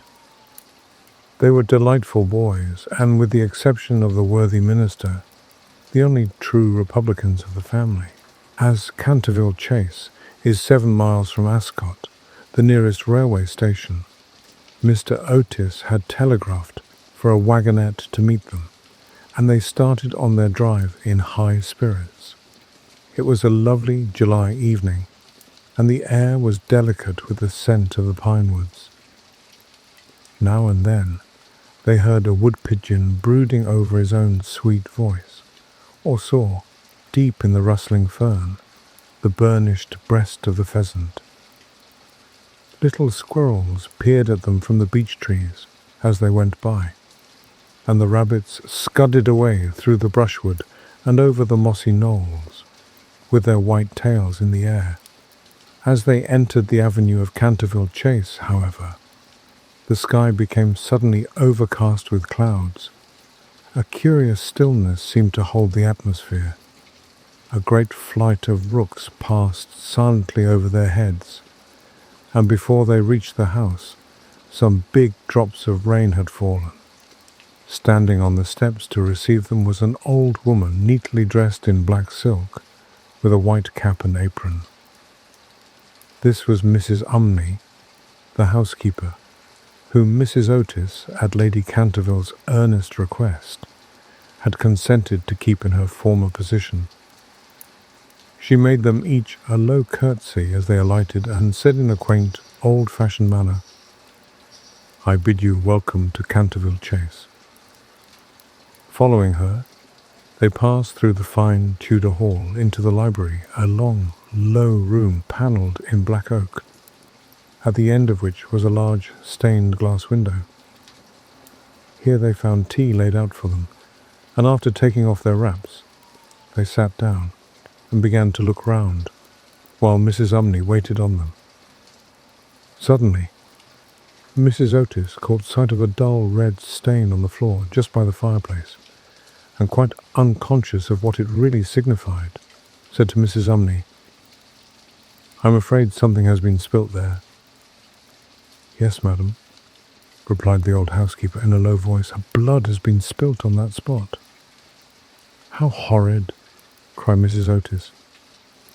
"I don't at all care for bloodstains in a sitting-room. It must be removed at once." The old woman smiled, and answered in the same low, mysterious voice, "It is the blood of Lady Eleanor de Canterville, who was murdered on that very spot by her own husband, Sir Simon de Canterville, in 1575. Sir Simon survived her 9 years, and disappeared suddenly under very mysterious circumstances. His body has never been discovered, but his guilty spirit still haunts the chase. The bloodstain has been much admired by tourists and others, and cannot be removed." "That is all nonsense," cried Washington Otis. "Pinkerton's Champion Stain Remover and Paragon Detergent will clean it up in no time." And before the terrified housekeeper could interfere, he had fallen upon his knees, and was rapidly scouring the floor with a small stick of what looked like a black cosmetic. In a few moments, no trace of the bloodstain could be seen. "I knew Pinkerton would do it," he exclaimed triumphantly, as he looked round at his admiring family. But no sooner had he said these words than a terrible flash of lightning lit up the sombre room. A fearful peal of thunder made them all start to their feet, and Mrs. Umney fainted. "What a monstrous climate," said the American minister calmly, as he lit a long cheroot. "I guess the old country is so overpopulated that they have not enough decent weather for everybody. I have always been of opinion that emigration is the only thing for England." "My dear Hiram," cried Mrs. Otis, "what can we do with a woman who faints?" "Charge it to her like breakages," answered the minister. "She won't faint after that." And in a few moments Mrs. Umney certainly came to. There was no doubt, however, that she was extremely upset, and she sternly warned Mr. Otis to beware of some trouble coming to the house. "I have seen things with my own eyes, sir," she said, "that would make any Christian's hair stand on end, and many a night I have not closed my eyes in sleep for the awful things that are done here." Mr. Otis, however, and his wife warmly assured the honest soul that they were not afraid of ghosts, and after invoking the blessings of Providence on her new master and mistress, and making arrangements for an increase of salary, the old housekeeper tottered off to her own room. The storm raged fiercely all that night, but nothing of particular note occurred. The next morning, however, when they came down to breakfast, they found the terrible stain of blood once again on the floor. "I don't think it can be the fault of the Paragon detergent," said Washington, "for I have tried it with everything. It must be the ghost." He accordingly rubbed out the stain a second time, but the second morning it appeared again. The third morning also it was there, though the library had been locked up at night by Mr. Otis himself, and the key carried upstairs. The whole family were now quite interested. Mr. Otis began to suspect that he had been too dogmatic in his denial of the existence of ghosts. Mrs. Otis expressed her intention of joining the Psychical Society, and Washington prepared a long letter to Messrs. Myers and Podmore on the subject of the permanence of sanguineous stains when connected with crime. That night, all doubts about the objective existence of phantasmata were removed forever. The day had been warm and sunny, and, in the cool of the evening, the whole family went out to drive. They did not return home till 9 o'clock, when they had a light supper. The conversation in no way turned upon ghosts, so there were not even those primary conditions of receptive expectations which so often precede the presentation of psychical phenomena.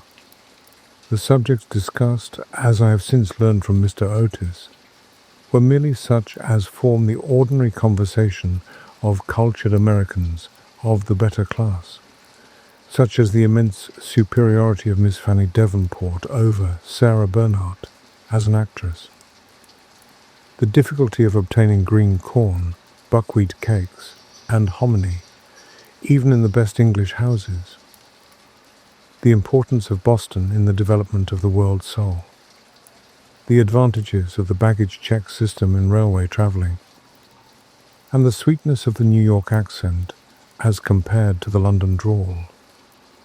No mention at all was made of the supernatural, nor was Sir Simon de Canterville alluded to in any way.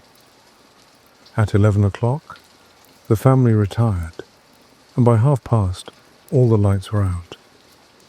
Some time after, Mr. Otis was awakened by a curious noise in the corridor outside his room. It sounded like the clank of metal, and seemed to be coming nearer every moment. He got up at once, struck a match, and looked at the time. It was exactly 1 o'clock. he was quite calm and felt his pulse, which was not at all feverish. The strange noise still continued, and with it he heard distinctly the sound of footsteps. He put on his slippers, took a small oblong phial out of his dressing case, and opened the door. Right in front of him, he saw, in the wan moonlight, an old man of terrible aspect. His eyes were as red burning coals, long grey hair fell over his shoulders in matted coils. His garments, which were of antique cut, were soiled and ragged, and from his wrists and ankles hung heavy manacles and rusty gyves.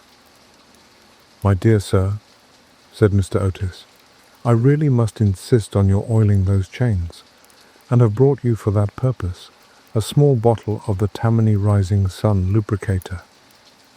It is said to be completely efficacious upon one application, and there are several testimonials to that effect on the wrapper from some of our most eminent native divines.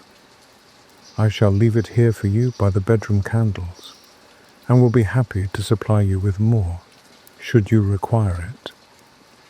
With these words, the United States minister laid the bottle down on a marble table, and closing his door retired to rest. For a moment, the Canterville ghost stood quite motionless in natural indignation. Then, dashing the bottle violently upon the polished floor, he fled down the corridor, uttering hollow groans and emitting a ghastly green light.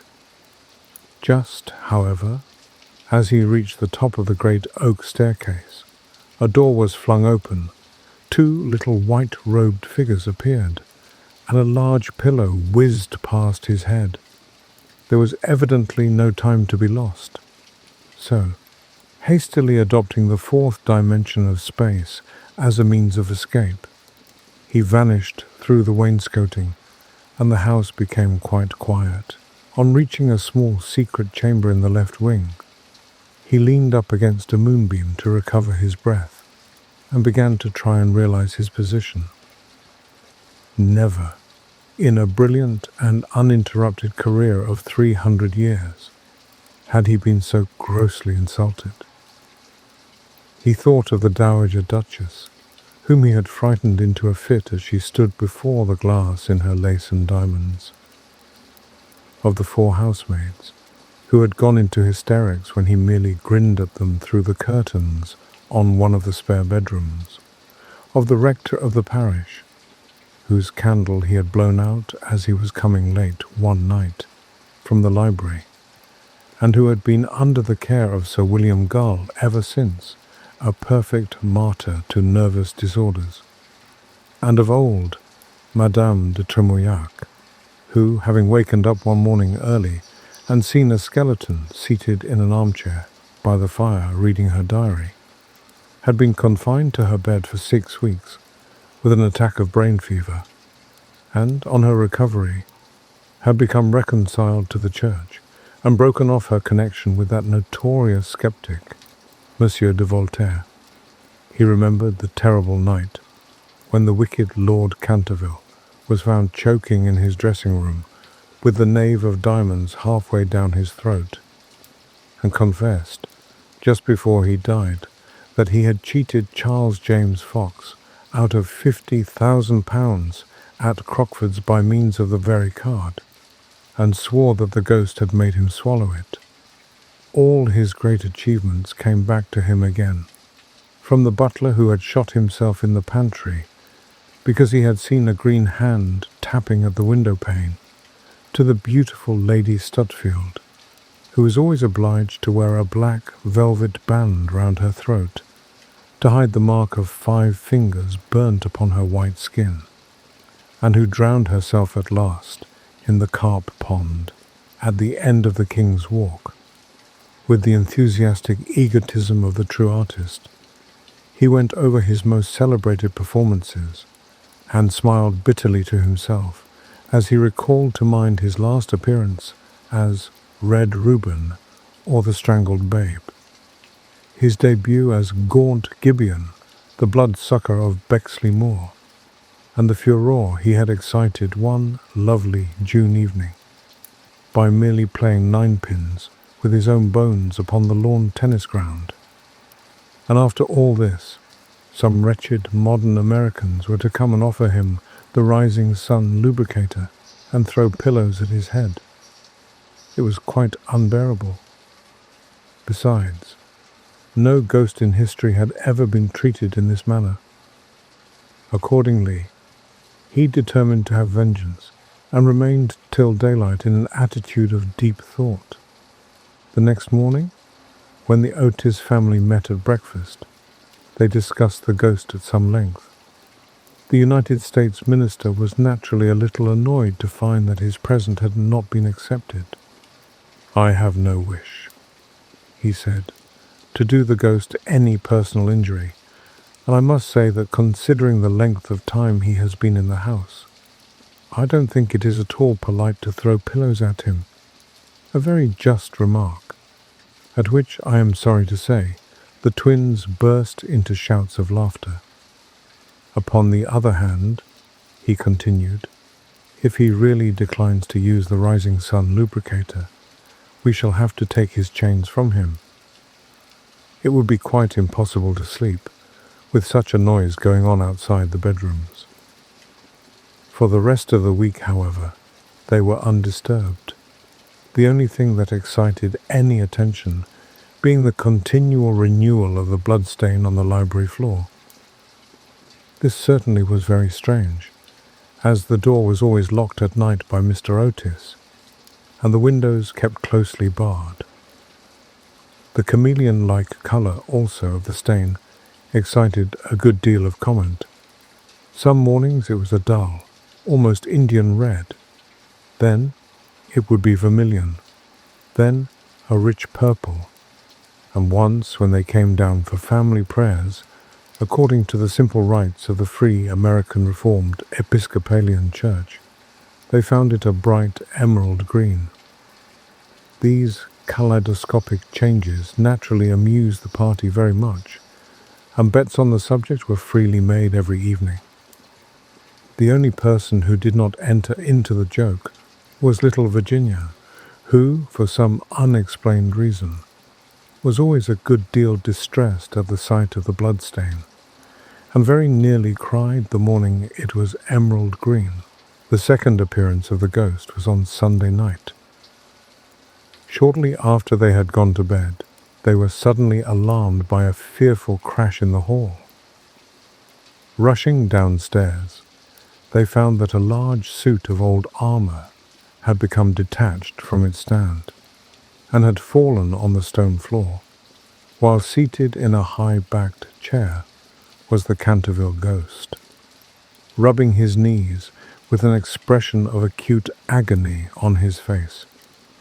The twins, having brought their pea-shooters with them, at once discharged 2 pellets on him, with that accuracy of aim which can only be attained by long and careful practice on a writing master, while the United States minister covered him with his revolver and called upon him, in accordance with Californian etiquette, to hold up his hands.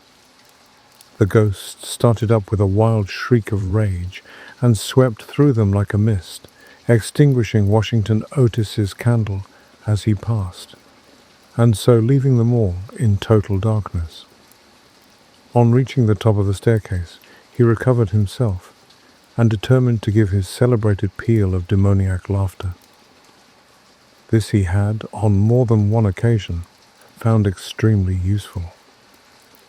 It was said to have turned Lord Raker's wig grey in a single night, and had certainly made 3 of Lady Canterville's French governesses give warning before their month was up.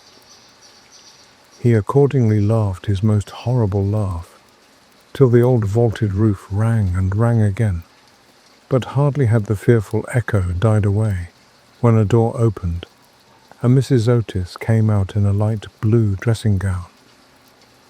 "I am afraid you are far from well," she said, "and have brought you a bottle of Dr. de Bell's tincture.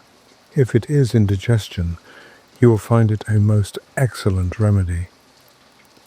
The ghost glared at her in fury, and began at once to make preparations for turning himself into a large black dog, an accomplishment for which he was justly renowned, and to which the family doctor always attributed the permanent idiocy of Lord Canterville's uncle, the Honourable Thomas Horton.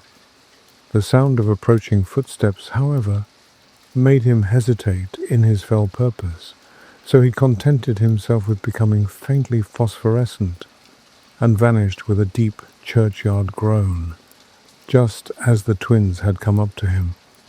On reaching his room, he entirely broke down, and became a prey to the most violent agitation. The vulgarity of the twins, and the gross materialism of Mrs. Otis, were naturally extremely annoying, but what really distressed him most was that he had been unable to wear the suit of mail.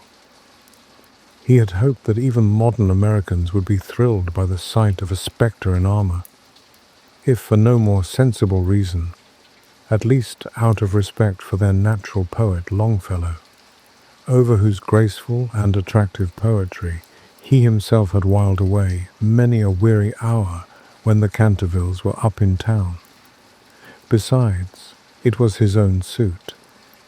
He had worn it with great success at the Kenilworth tournament, and had been highly complimented on it by no less a person than the Virgin Queen herself. Yet when he had put it on, he had been completely overpowered by the weight of the huge breastplate and steel casque, and had fallen heavily on the stone pavement, barking both his knees severely and bruising the knuckles of his right hand.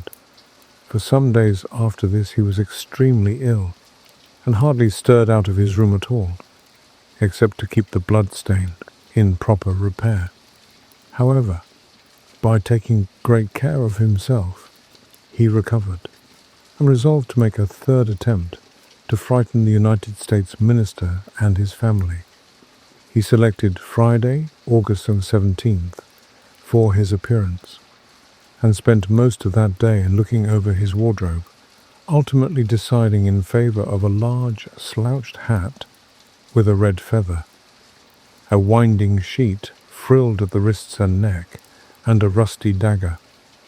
Towards evening, a violent storm of rain came on, and the wind was so high that all the windows and doors in the old house shook and rattled. In fact, it was just such weather as he loved. His plan of action was this. He was to make his way quietly to Washington Otis's room, gibber at him from the foot of the bed, and stab himself 3 times in the throat to the sound of low music. He bore Washington a special grudge, being quite aware that it was he who was in the habit of removing the famous Canterville bloodstain by means of Pinkerton's Paragon detergent. Having reduced the reckless and foolhardy youth to a condition of abject terror, he was then to proceed to the room occupied by the United States minister and his wife, and there to place a clammy hand on Mrs. Otis's forehead, while he hissed into her trembling husband's ear the awful secrets of the charnel house. With regard to little Virginia, he had not quite made up his mind. She had never insulted him in any way, and was pretty and gentle. A few hollow groans from the wardrobe, he thought, would be more than sufficient, or, if that failed to wake her, he might grabble at the counterpane with palsy twitching fingers. As for the twins, he was quite determined to teach them a lesson. The first thing to be done was, of course, to sit upon their chests, so as to produce the stifling sensation of nightmare. Then, as their beds were quite close to each other, to stand between them in the form of a green, icy cold corpse, till they became paralyzed with fear, and finally to throw off the winding sheet and crawl round the room with white bleached bones and one rolling eyeball, in the character of Dumb Daniel, or the suicide's skeleton, a role in which he had on more than one occasion produced a great effect, and which he considered quite equal to his famous part of Martin the Maniac or the Masked Mystery. At 10:30, he heard the family going to bed. For some time he was disturbed by wild shrieks of laughter from the twins, who, with the light-hearted gaiety of schoolboys, were evidently amusing themselves before they retired to rest.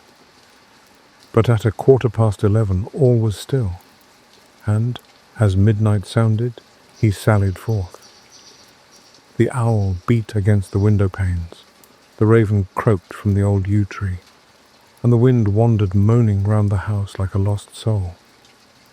But the Otis family slept unconscious of their doom, and high above the rain and storm he could hear the steady snoring of the Minister for the United States. He stepped stealthily out of the wainscoting, with an evil smile on his cruel, wrinkled mouth, and the moon hid her face in a cloud as he stole past the great oriel window, where his own arms and those of his murdered wife were blazoned in azure and gold. On and on he glided, like an evil shadow, the very darkness seeming to loathe him as he passed. Once he thought he heard something call, and stopped. But it was only the baying of a dog from the Red Farm, and he went on, muttering strange 16th century curses, and ever and anon brandishing the rusty dagger in the midnight air. Finally, he reached the corner of the passage that led to luckless Washington's room. For a moment, he paused there, the wind blowing his long grey locks about his head and twisting into grotesque and fantastic folds the nameless horror of the dead man's shroud. Then the clock struck the quarter, and he felt the time was come. He chuckled to himself and turned the corner. But no sooner had he done so than, with a piteous wail of terror, he fell back and hid his blanched face in his long, bony hands. Right in front of him was standing a horrible spectre, motionless as a carven image, and monstrous as a madman's dream. Its head was bald and burnished, its face round and fat and white, and hideous laughter seemed to have writhed its features into an eternal grin. From the eyes streamed rays of scarlet light. The mouth was a wide well of fire, and a hideous garment, like to his own, swathed with its silent snows the Titan form. On its breast was a placard with strange writing in antique characters, some scroll of shame it seemed, some record of wild sins, some awful calendar of crime, and with its right hand it bore aloft a falchion of gleaming steel.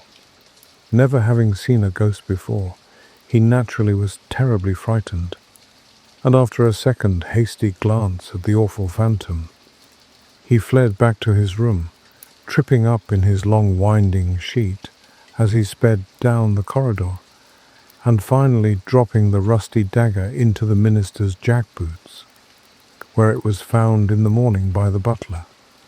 Once in the privacy of his own apartment, he flung himself down on a small pallet bed and hid his face under the clothes. After a time, however, the brave old Canterville spirit asserted itself, and he determined to go and speak to the other ghost as soon as it was daylight. Accordingly, just as the dawn was touching the hills with silver, he returned towards the spot where he had first laid eyes on the grisly phantom, feeling that, after all, two ghosts were better than one, and that by the aid of his new friend he might safely grapple with the twins. On reaching the spot, however, a terrible sight met his gaze. Something had evidently happened to the spectre, for the light had entirely faded from its hollow eyes. The gleaming falchion had fallen from its hand, and it was leaning up against the wall in a strained and uncomfortable attitude. He rushed forward and seized it in his arms, when, to his horror, the head slipped off and rolled on the floor, The body assumed a recumbent posture, and he found himself clasping a white dimity bed curtain with a sweeping brush, a kitchen cleaver, and a hollow turnip lying at his feet. Unable to understand this curious transformation, he clutched the placard with feverish haste, and there, in the grey morning light, he read these fearful words: Ye otis ghoste. Ye only true and original spook. Beware of ye imitaciones. All others are counterfeit. The whole thing flashed across him. He had been tricked, foiled, and outwitted. The old Canterville look came into his eyes. He ground his toothless gums together, and raising his withered hands high above his head, swore according to the picturesque phraseology of the antique school, that when Chanticleer had sounded twice his merry horn, deeds of blood would be wrought, and murder walk abroad with silent feet. Hardly had he finished this awful oath when, from the red-tiled roof of a distant homestead, a cock crew. He laughed a long, low, bitter laugh, and waited. Hour after hour he waited, but the cock, for some strange reason, it did not crow again. Finally, at 7:30, the arrival of the housemaids made him give up his fearful vigil, and he stalked back to his room, thinking of his vain oath and baffled purpose. There he consulted several books of ancient chivalry, of which he was exceedingly fond, and found that on every occasion on which this oath had been used, Chanticleer had always crowed a second time. Perdition seize the naughty fowl, he muttered. I have seen the day when, with my stout spear, I would have run him through the gorge, and made him crow for me, and 'twere in death. He then retired to a comfortable lead coffin, and stayed there till evening. The next day the ghost was very weak and tired. The terrible excitement of the last 4 weeks was beginning to have its effect. His nerves were completely shattered, and he started at the slightest noise. For 5 days he kept his room, and at last made up his mind to give up the point of the bloodstain on the library floor. If the Otis family did not want it, they clearly did not deserve it. They were evidently people on a low, material plane of existence, and quite incapable of appreciating the symbolic value of sensuous phenomena. The question of phantasmic apparitions and the development of astral bodies was of course quite a different matter, and really not under his control. It was his solemn duty to appear in the corridor once a week, and to gibber from the large oriel window on the first and third Wednesdays in every month, and he did not see how he could honourably escape from his obligations. It is quite true that his life had been very evil, but upon the other hand, he was most conscientious in all things connected with the supernatural. For the next 3 Saturdays, accordingly, he traversed the corridor as usual between midnight and 3 o'clock, taking every possible precaution against being either heard or seen. He removed his boots, trod as lightly as possible on the old worm-eaten boards, wore a large black velvet cloak, and was careful to use the rising sun lubricator for oiling his chains. I am bound to acknowledge that it was with a good deal of difficulty that he brought himself to adopt this last mode of protection. However, one night, while the family were at dinner, he slipped into Mr. Otis's bedroom and carried off the bottle. He felt a little humiliated at first, but afterwards was sensible enough to see that there was a great deal to be said for the invention, and to a certain degree it served his purpose. Still, in spite of everything, he was not left unmolested. Strings were continually being stretched across the corridor, over which he tripped in the dark, and on one occasion, while dressed for the part of Black Isaac, or the huntsman of Hogley Woods, he met with a severe fall through treading on a butter slide, which the twins had constructed from the entrance of the tapestry chamber to the top of the oak staircase. This last insult so enraged him that he resolved to make one final effort to assert his dignity and social position, and determined to visit the insolent young Etonians the next night in his celebrated character of Reckless Rupert, or the Headless Earl. He had not appeared in this disguise for more than 70 years. In fact, not since he had so frightened pretty Lady Barbara Modish by means of it, that she suddenly broke off her engagement with the present Lord Canterville's grandfather, and ran away to Gretna Green with handsome Jack Castletown, declaring that nothing in the world would induce her to marry into a family that allowed such a horrible phantom to walk up and down the terrace at twilight. Poor Jack was afterwards shot in a duel by Lord Canterville on Wandsworth Common, and Lady Barbara died of a broken heart at Tunbridge Wells before the year was out. So in every way it had been a great success. It was, however, an extremely difficult make-up, if I may use such a theatrical expression in connection with one of the greatest mysteries of the supernatural, or, to employ a more scientific term, the higher natural world, and it took him fully 3 hours to make his preparations. At last, everything was ready, and he was very pleased with his appearance. The big leather riding boots that went with the dress were just a little too large for him, and he could only find one of the 2 horse pistols. But on the whole, he was quite satisfied, and at 1:15, he glided out of the wainscoting and crept down the corridor.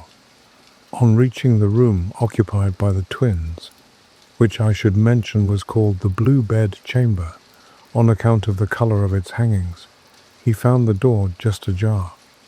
Wishing to make an effective entrance, he flung it wide open, when a heavy jug of water fell right down on him, wetting him to the skin and just missing his left shoulder by a couple of inches. At the same moment, he heard stifled shrieks of laughter proceeding from the 4-post bed.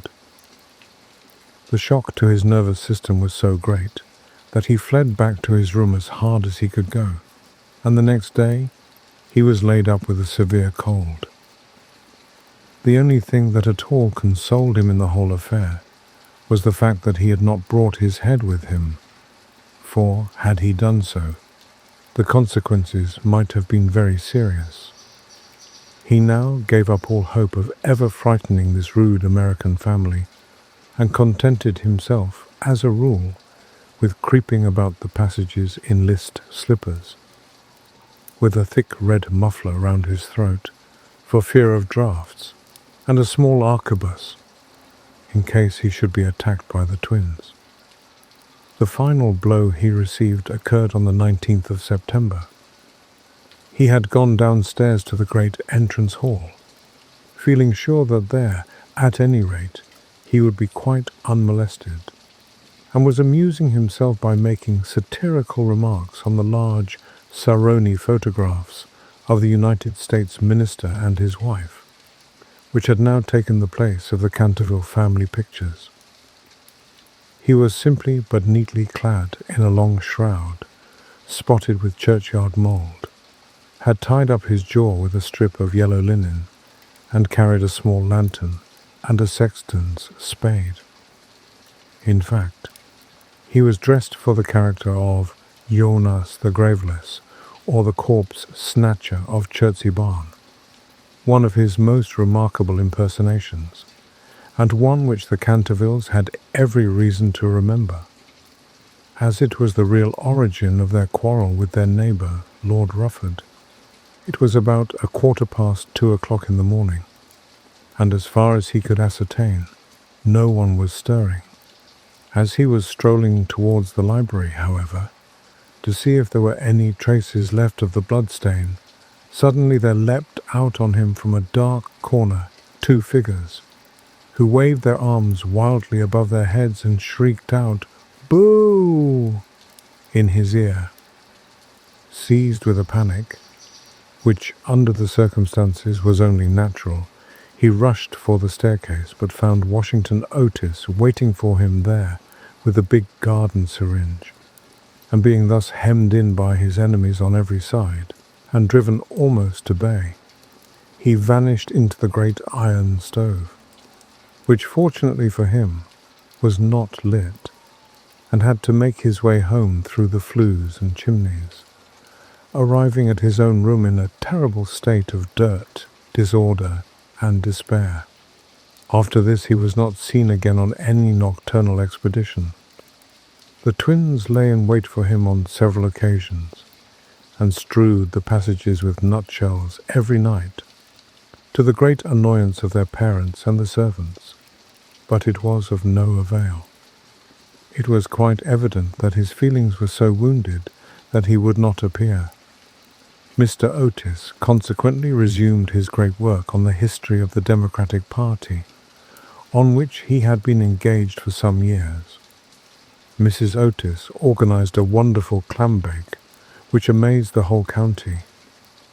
The boys took to lacrosse, euchre, poker, and other American national games, and Virginia rode about the lanes on her pony, accompanied by the young Duke of Cheshire, who had come to spend the last week of his holidays at Canterville Chase. It was generally assumed that the ghost had gone away, and, in fact, Mr. Otis wrote a letter to that effect to Lord Canterville, who, in reply, expressed his great pleasure at the news, and sent his best congratulations to the minister's worthy wife. The Otises, however, were deceived, for the ghost was still in the house, and though now almost an invalid, was by no means ready to let matters rest, particularly as he heard that among the guests was the young Duke of Cheshire, whose grand-uncle, Lord Francis Stilton, had once bet 100 guineas with Colonel Carberry that he would play dice with the Canterville ghost, and was found the next morning lying on the floor of the card-room in such a helpless, paralytic state that though he lived on to a great age, he was never able to say anything again but double sixes. The story was well known at the time, though, of course, out of respect to the feelings of the two noble families. Every attempt was made to hush it up, and a full account of all the circumstances connected with it will be found in the 3rd volume of Lord Tattle's recollections of the Prince Regent and his friends. The ghost, then, was naturally very anxious to show that he had not lost his influence over the Stiltons, with whom, indeed, he was distantly connected, his own first cousin having been married en secondes noces to the Sieur de Boucley, from whom, as everyone knows, the Dukes of Cheshire are lineally descended. Accordingly, he made arrangements for appearing to Virginia's little lover in his celebrated impersonation of the vampire monk or the bloodless Benedictine, a performance so horrible that when old Lady Startup saw it, which she did on one fatal New Year's Eve in the year 1764, she went off into the most piercing shrieks, which culminated in violent apoplexy, and died in 3 days after disinheriting the Cantervilles, who were her nearest relations, and leaving all her money to her London apothecary. At the last moment, however, his terror of the twins prevented his leaving his room, and the little Duke slept in peace under the great feathered canopy in the royal bedchamber, and dreamed of Virginia. A few days after this, Virginia and her curly-haired cavalier went out riding on Brockley Meadows, where she tore her habit so badly in getting through a hedge that on their return home she made up her mind to go up by the back staircase so as not to be seen. As she was running past the tapestry chamber, the door of which happened to be open, She fancied she saw someone inside, and thinking it was her mother's maid, who sometimes used to bring her work there, looked in to ask her to mend her habit. To her immense surprise, however, it was the Canterville ghost himself. He was sitting by the window, watching the ruined gold of the yellowing trees fly through the air, and the red leaves dancing madly down the long avenue. His head was leaning on his hand, and his whole attitude was one of extreme depression. Indeed, so forlorn and so much out of repair did he look, that little Virginia, whose first idea had been to run away and lock herself in her room, was filled with pity and determined to try and comfort him. So light was her footfall, and so deep his melancholy, that he was not aware of her presence till she spoke to him.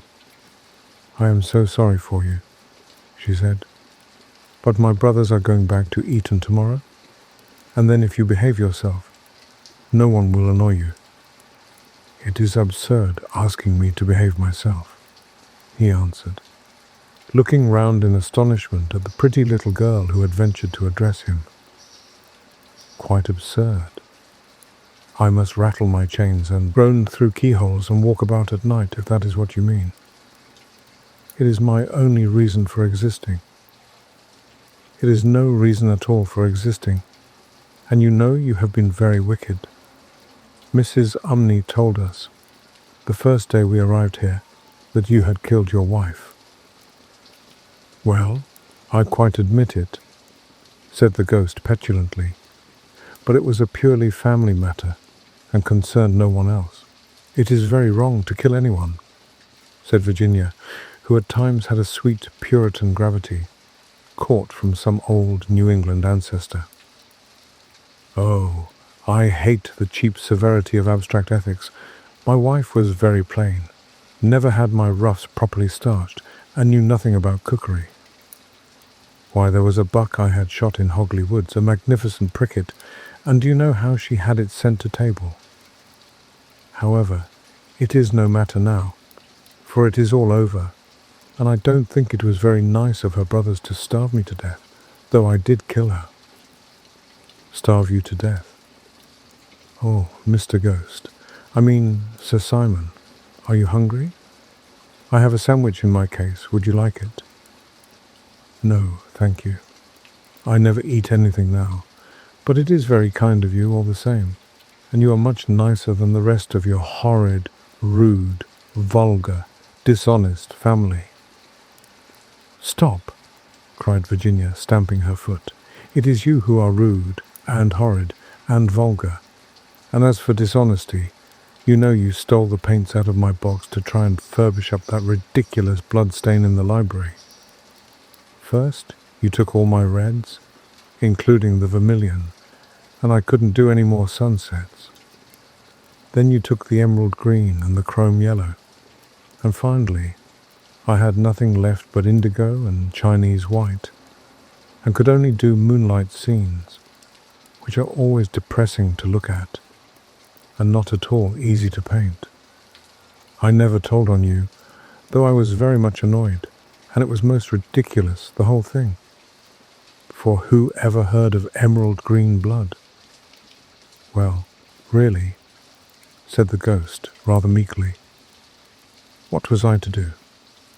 It is a very difficult thing to get real blood nowadays, and as your brother began it all with his paragon detergent, I certainly saw no reason why I should not have your paints.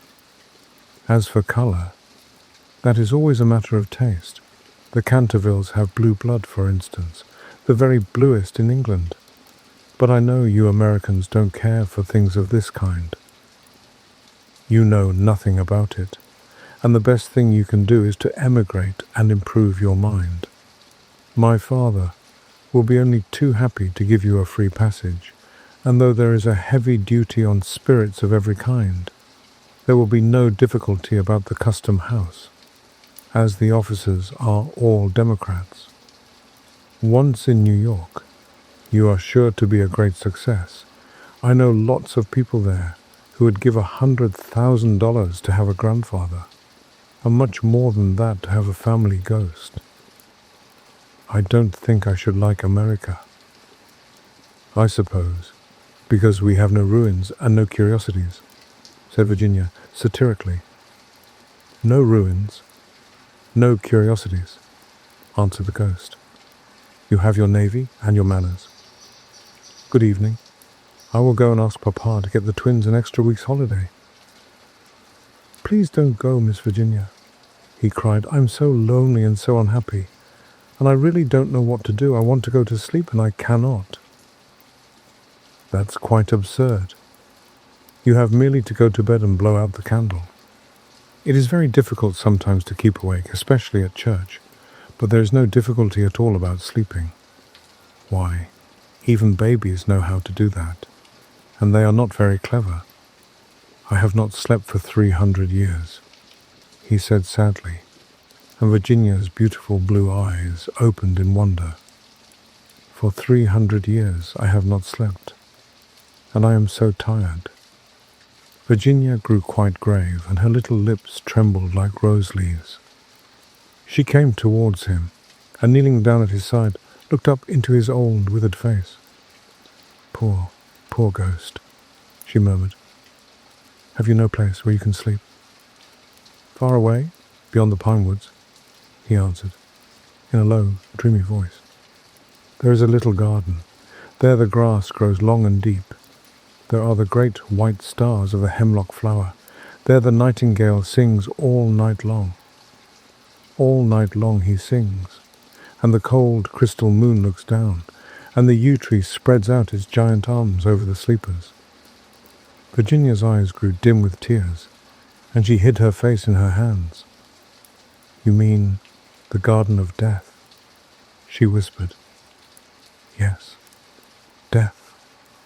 Death must be so beautiful, to lie in the soft brown earth with the grasses waving above one's head and listen to silence, to have no yesterday and no tomorrow, to forget time, to forget life, to be at peace.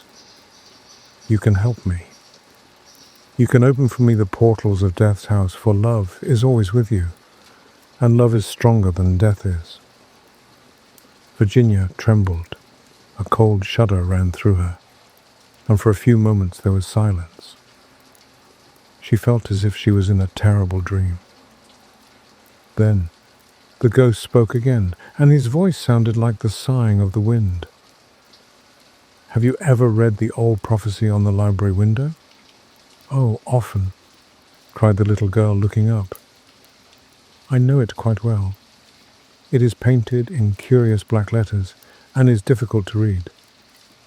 There are only 6 lines.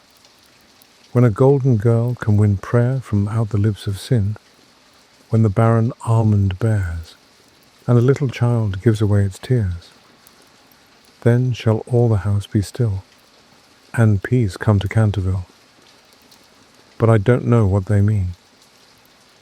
They mean, he said sadly, that you must weep with me for my sins because I have no tears, and pray with me for my soul because I have no faith.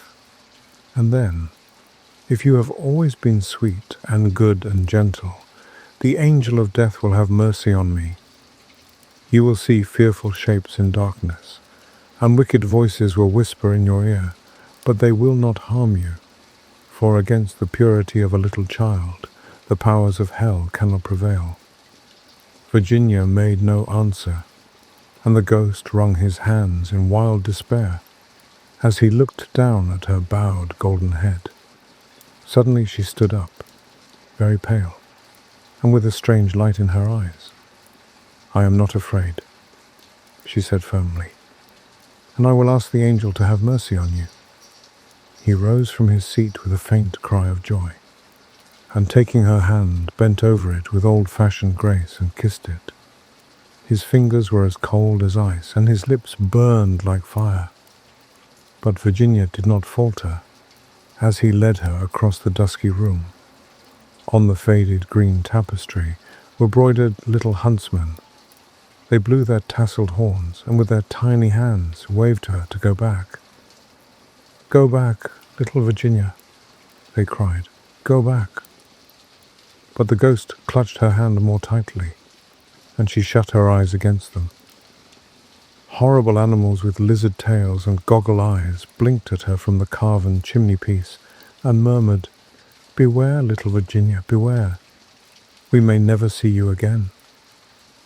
But the ghost glided on more swiftly, and Virginia did not listen. When they reached the end of the room, he stopped and muttered some words she could not understand. She opened her eyes and saw the wall slowly fading away like a mist, and a great black cavern in front of her. A bitter cold wind swept round them, and she felt something pulling at her dress. "Quick, quick!" cried the ghost, "or it will be too late." And in a moment, the wainscoting had closed behind them, and the tapestry chamber was empty. About 10 minutes later, the bell rang for tea, and as Virginia did not come down, Mrs. Otis sent up one of the footmen to tell her. After a little time, he returned and said that he could not find Miss Virginia anywhere. As she was in the habit of going out to the garden every evening to get flowers for the dinner table. Mrs. Otis was not at all alarmed at first, but when 6 o'clock struck and Virginia did not appear, she became really agitated and sent the boys out to look for her, while she herself and Mr. Otis searched every room in the house. At 6:30, the boys came back and said that they could find no trace of their sister anywhere. They were all now in the greatest state of excitement, and did not know what to do, when Mr. Otis suddenly remembered that some few days before, he had given a band of gypsies permission to camp in the park. He accordingly at once set off for Blackfell Hollow, where he knew they were, accompanied by his eldest son and 2 of the farm servants. The little Duke of Cheshire, who was perfectly frantic with anxiety, begged hard to be allowed to go too, but Mr. Otis would not allow him, as he was afraid there might be a scuffle. On arriving at the spot, however, he found that the gypsies had gone, and it was evident that their departure had been rather sudden, as the fire was still burning, and some plates were lying on the grass. Having sent off Washington and the 2 men to scour the district, he ran home and dispatched telegrams to all the police inspectors in the county, telling them to look out for a little girl who had been kidnapped by tramps or gypsies. He then ordered his horse to be brought round, and after insisting on his wife and the 3 boys sitting down to dinner, rode off down the Ascot Road with a groom. He had hardly, however, gone a couple of miles, when he heard somebody galloping after him, and looking round, saw the little Duke coming up on his pony, with his face very flushed and no hat. "I'm awfully sorry, Mr. Otis," gasped out the boy, "but I can't eat any dinner as long as Virginia is lost. Please don't be angry with me. If you had let us be engaged last year, there would never have been all this trouble. You won't send me back, will you?" "I can't go." "I won't go."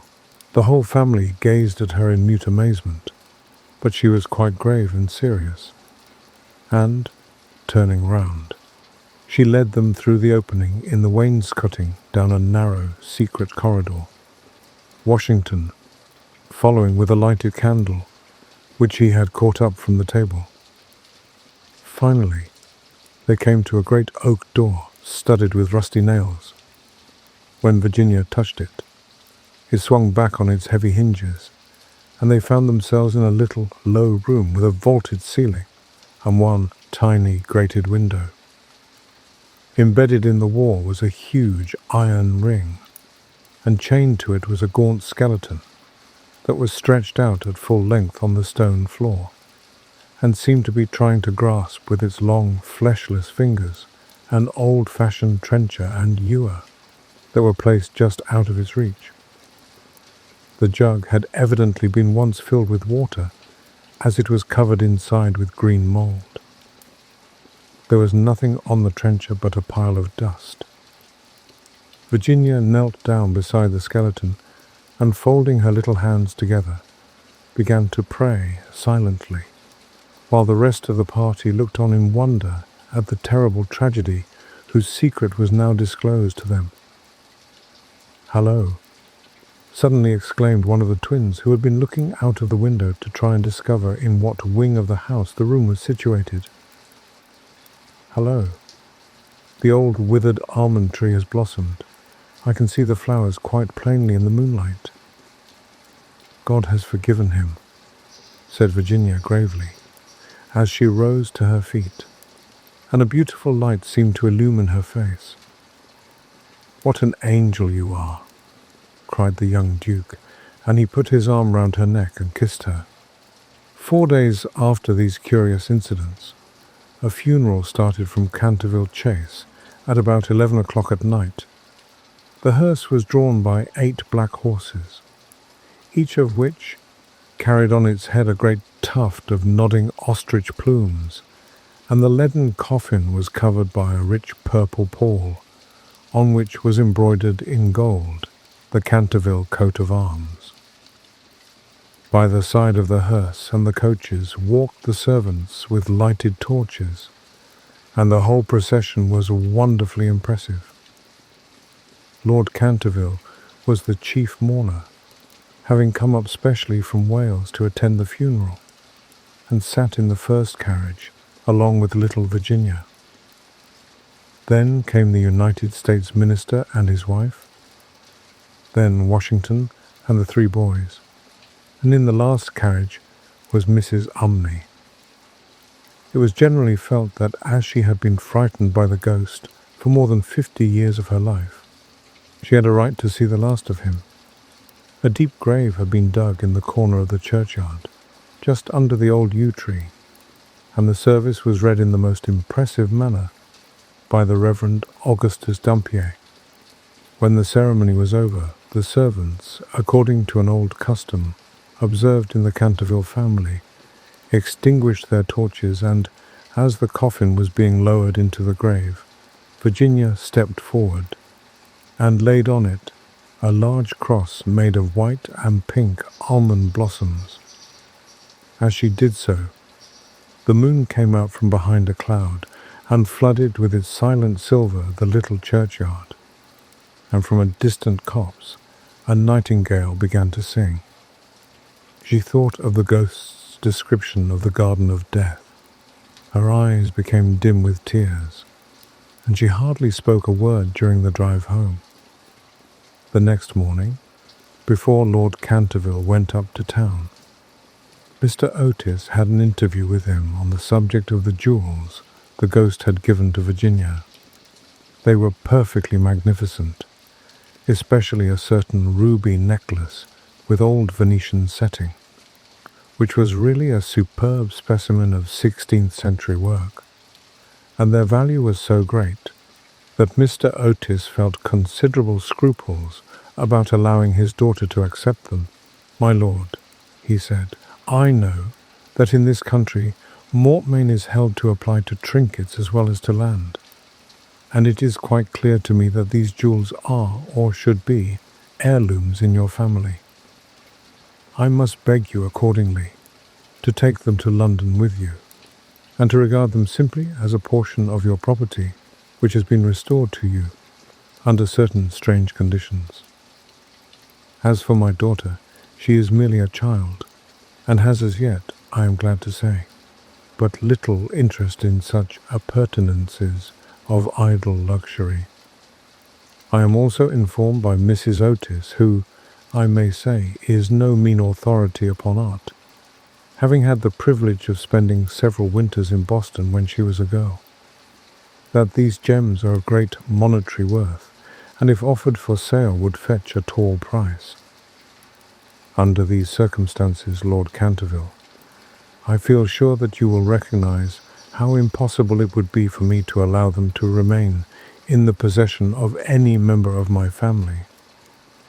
And indeed, all such vain gauds and toys, however suitable or necessary to the dignity of the British aristocracy, would be completely out of place among those who have been brought up on the severe, and I believe immortal, principles of republican simplicity.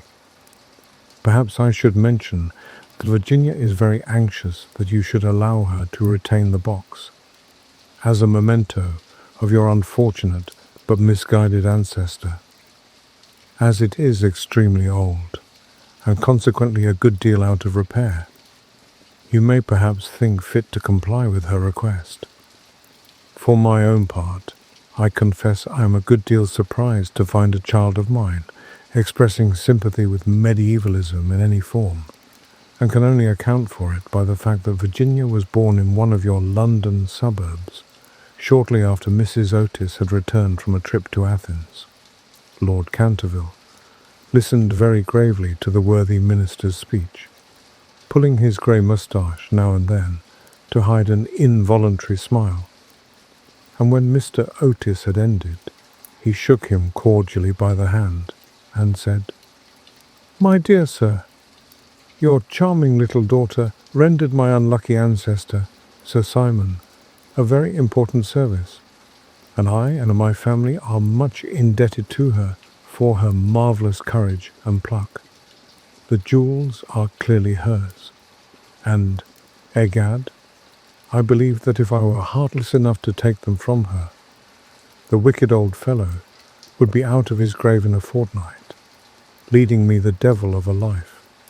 As for their being heirlooms, nothing is an heirloom that is not so mentioned in a will or legal document, and the existence of these jewels has been quite unknown. I assure you, I have no more claim on them than your butler, and when Miss Virginia grows up, I dare say she will be pleased to have pretty things to wear. Besides, you forget, Mr. Otis, that you took the furniture and the ghost at a valuation, and anything that belonged to the ghost passed at once into your possession, as, whatever activity Sir Simon may have shown in the corridor at night, in point of law, he was really dead, and you acquired his property by purchase." Mr. Otis was a good deal distressed at Lord Canterville's refusal, and begged him to reconsider his decision. But the good-natured peer was quite firm, and finally induced the minister to allow his daughter to retain the present the ghost had given her.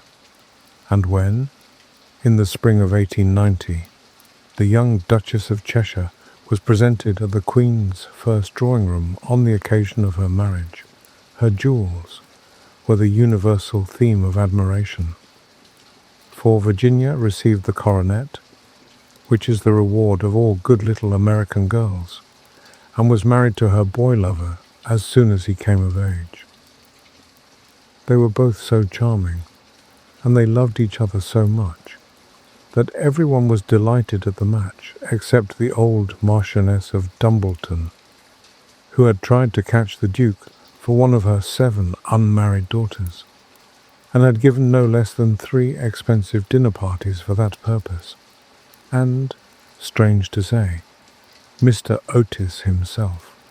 Mr. Otis was extremely fond of the young Duke personally, but, theoretically, he objected to titles and, to use his own words, was not without apprehension, lest, amid the enervating influences of a pleasure-loving aristocracy, the true principles of republican simplicity should be forgotten. His objections, however, were completely overruled, and I believe that when he walked up the aisle of St. George's, Hanover Square, with his daughter leaning on his arm, there was not a prouder man in the whole length and breadth of England. The Duke and Duchess, after the honeymoon was over, went down to Canterville Chase, and on the day after their arrival, they walked over in the afternoon to the lonely churchyard by the pine woods. There had been a great deal of difficulty at first about the inscription on Sir Simon's tombstone, but finally it had been decided to engrave on it simply the initials of the old gentleman's name and the verse from the library window. The Duchess had brought with her some lovely roses, which she strewed upon the grave, and after they had stood by it for some time, they strolled into the ruined chancel of the old abbey. There the Duchess sat down on a fallen pillar, while her husband lay at her feet smoking a cigarette and looking up at her beautiful eyes. Suddenly, he threw his cigarette away, took hold of her hand, and said to her, "Virginia, a wife should have no secrets from her husband." "Dear Cecil, I have no secrets from you." "Yes, you have," he answered, smiling. "You have never told me what happened to you when you were locked up with the ghost." "I have never told anyone, Cecil," said Virginia gravely.